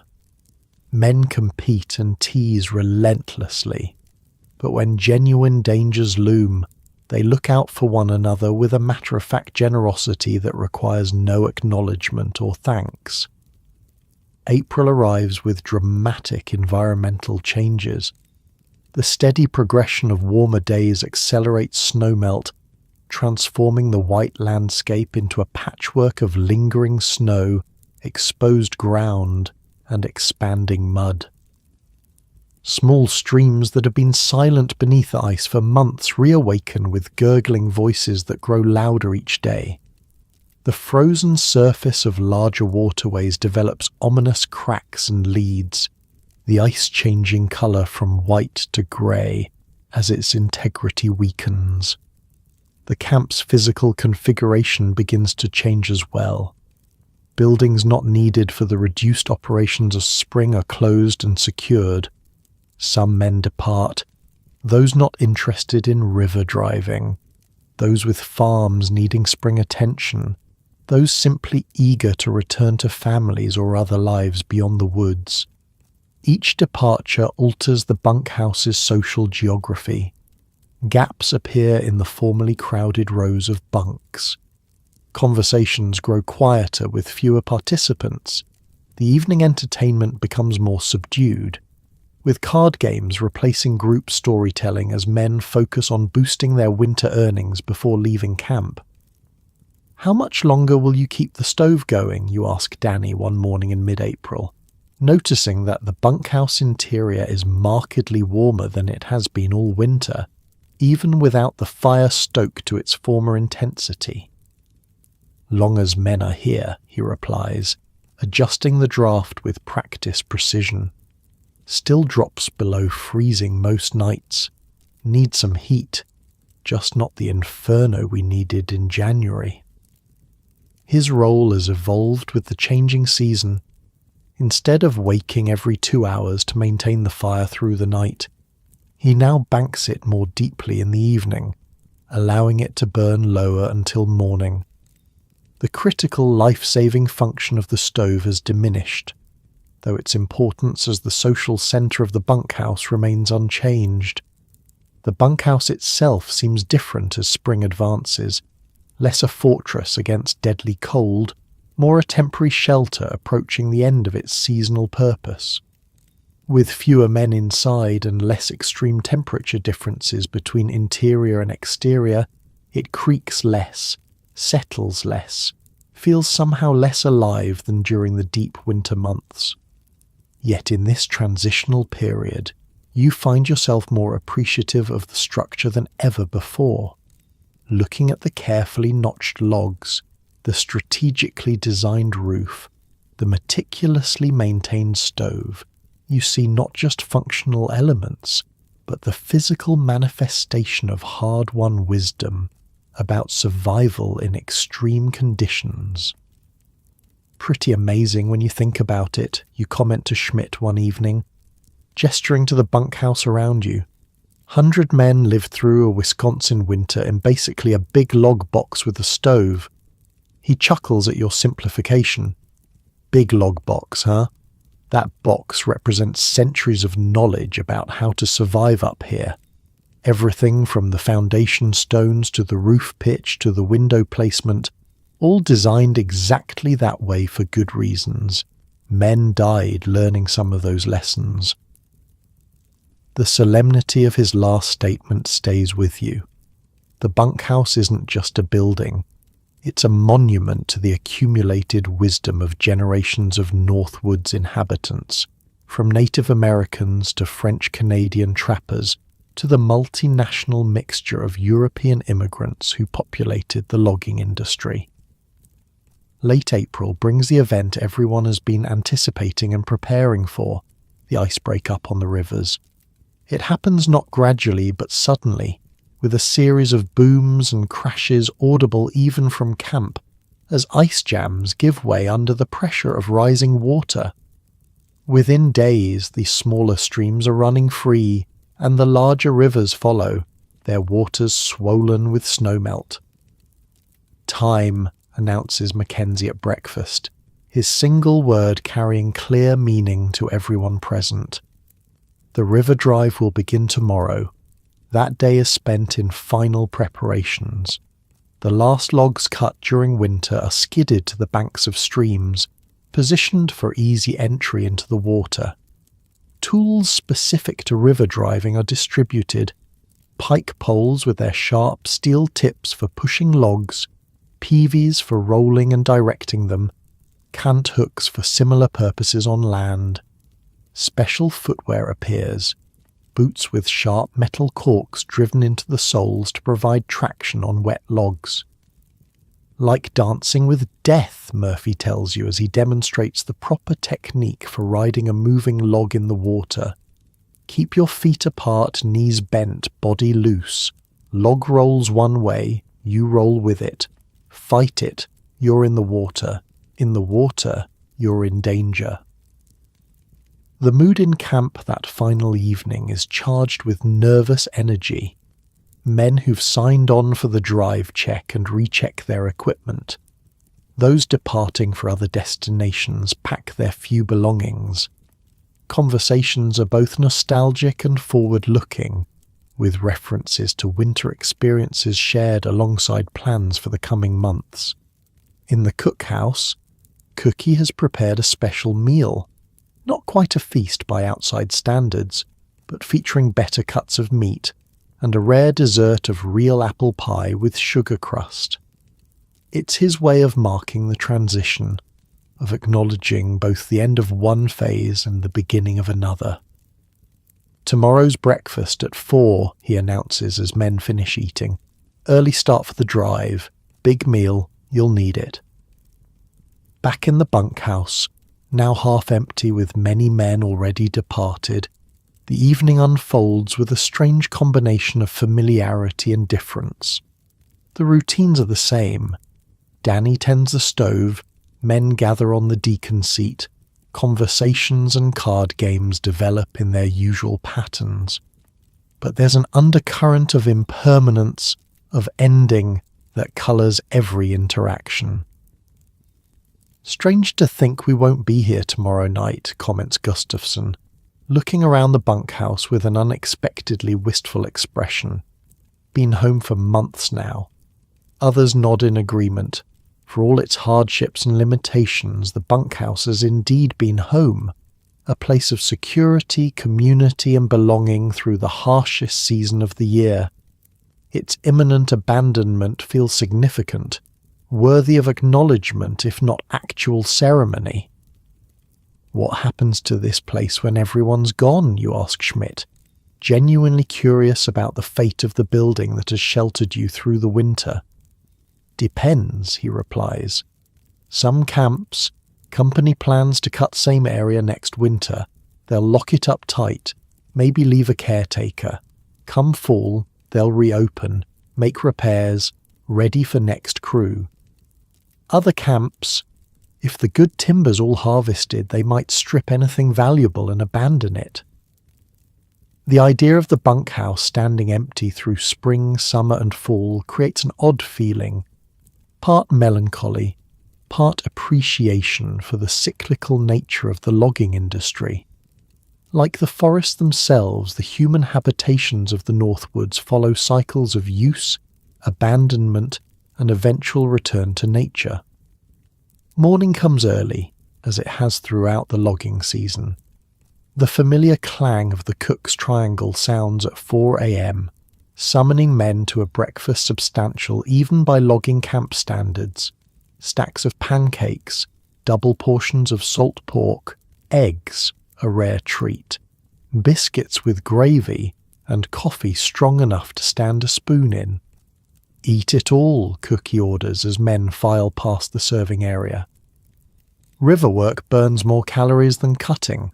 Cold water sucks heat from your body all day. Need fuel. After breakfast, a flurry of activity transforms the camp. Bedrolls are packed and loaded onto wagons. Final checks of tools and equipment are made. Last-minute instructions are issued by Mackenzie and the drive foreman, a leathery veteran named Phillips who's arrived specifically to oversee this phase of operations. "Anybody not done a drive before, stick close to your assigned partner," Phillips announces in a voice accustomed to being heard over rushing water. "No heroes, no lone wolves. Man goes in the water, everyone focuses on getting him out. Log jams are my call on how to break. Nobody plays dynamite cowboy without orders." By sunrise, the main body of men is moving toward the staging area where the winter's cut awaits its journey downriver. The camp, bustling with activity just an hour earlier, falls oddly silent. Only a skeleton crew remains, Cookie and one assistant to feed them, a few men assigned to close down buildings, and Mackenzie to oversee the final accounting and inventory. The bunkhouse, your home for months, stands with doors and windows open for a final airing before being sealed for the off-season.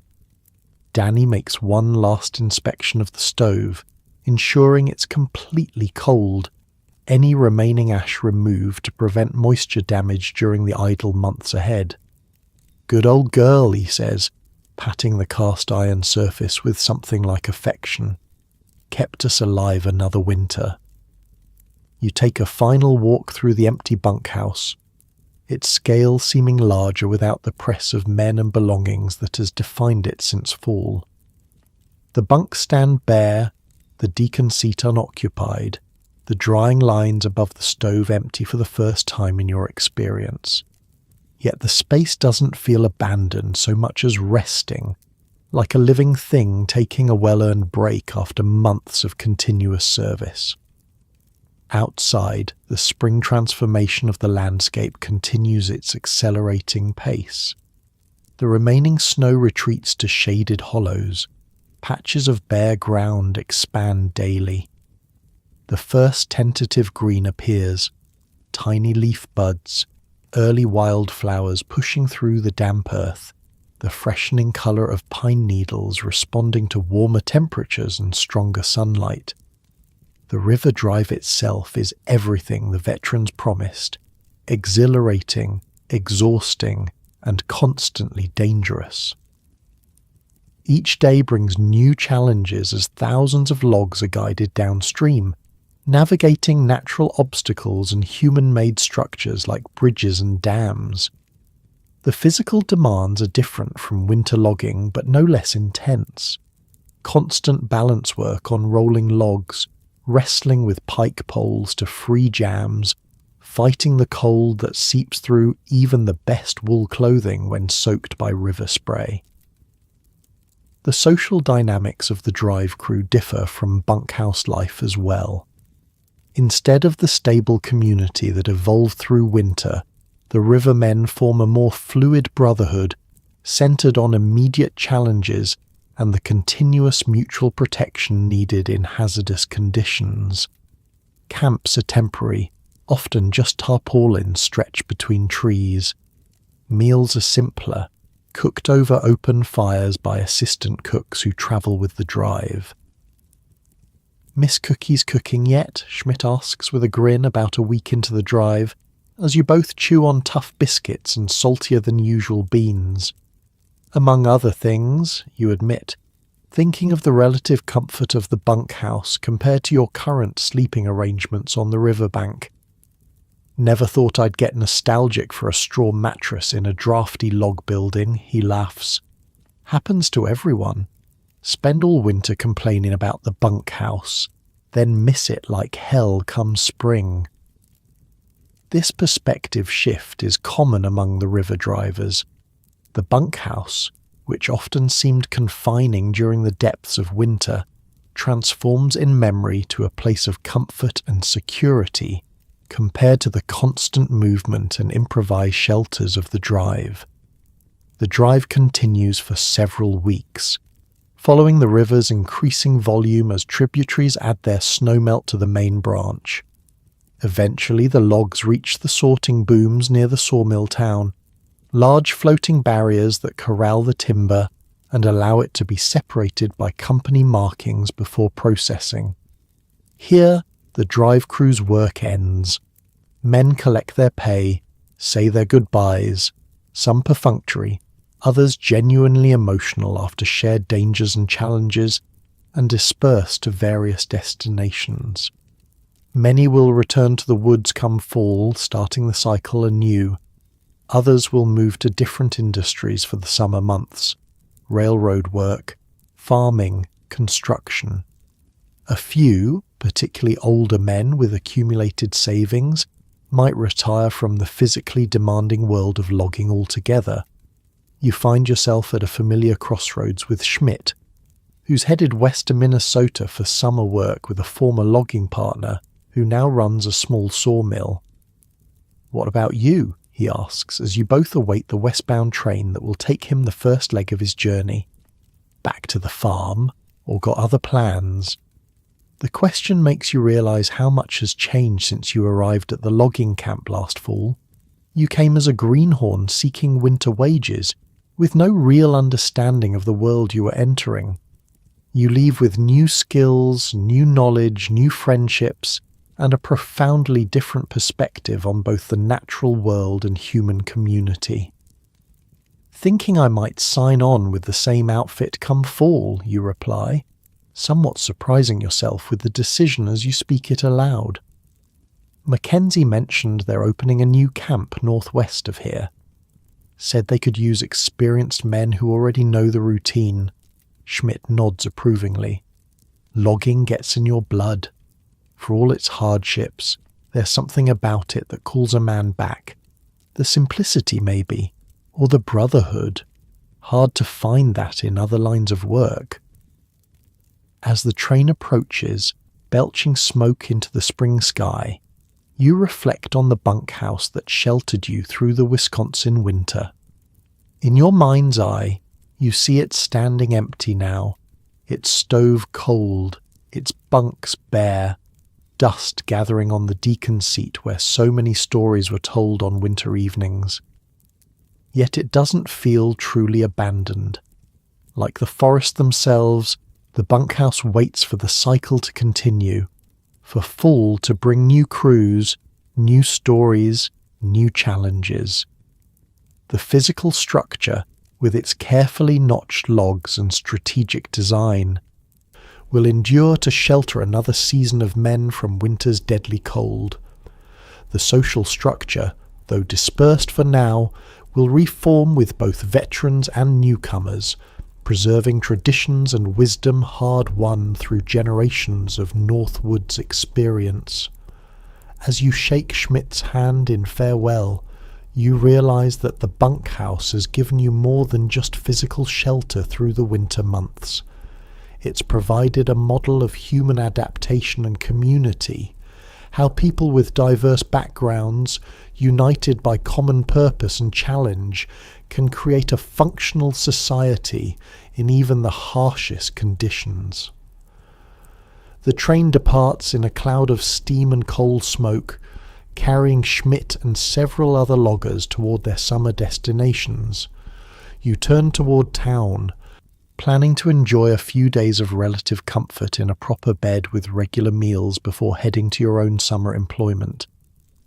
The logging era that spawned these bunkhouses would prove relatively brief in the grand sweep of American history, lasting from the mid-19th century to the early 20th, when railroads, internal combustion engines, and changing forestry practices transformed the industry.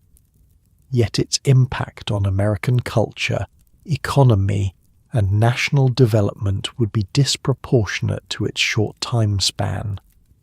The simple log structures that housed generations of lumberjacks through northern winters stand today as powerful symbols of a certain American character, resourceful, communal when necessary, hardened by challenge, adapted to extreme conditions.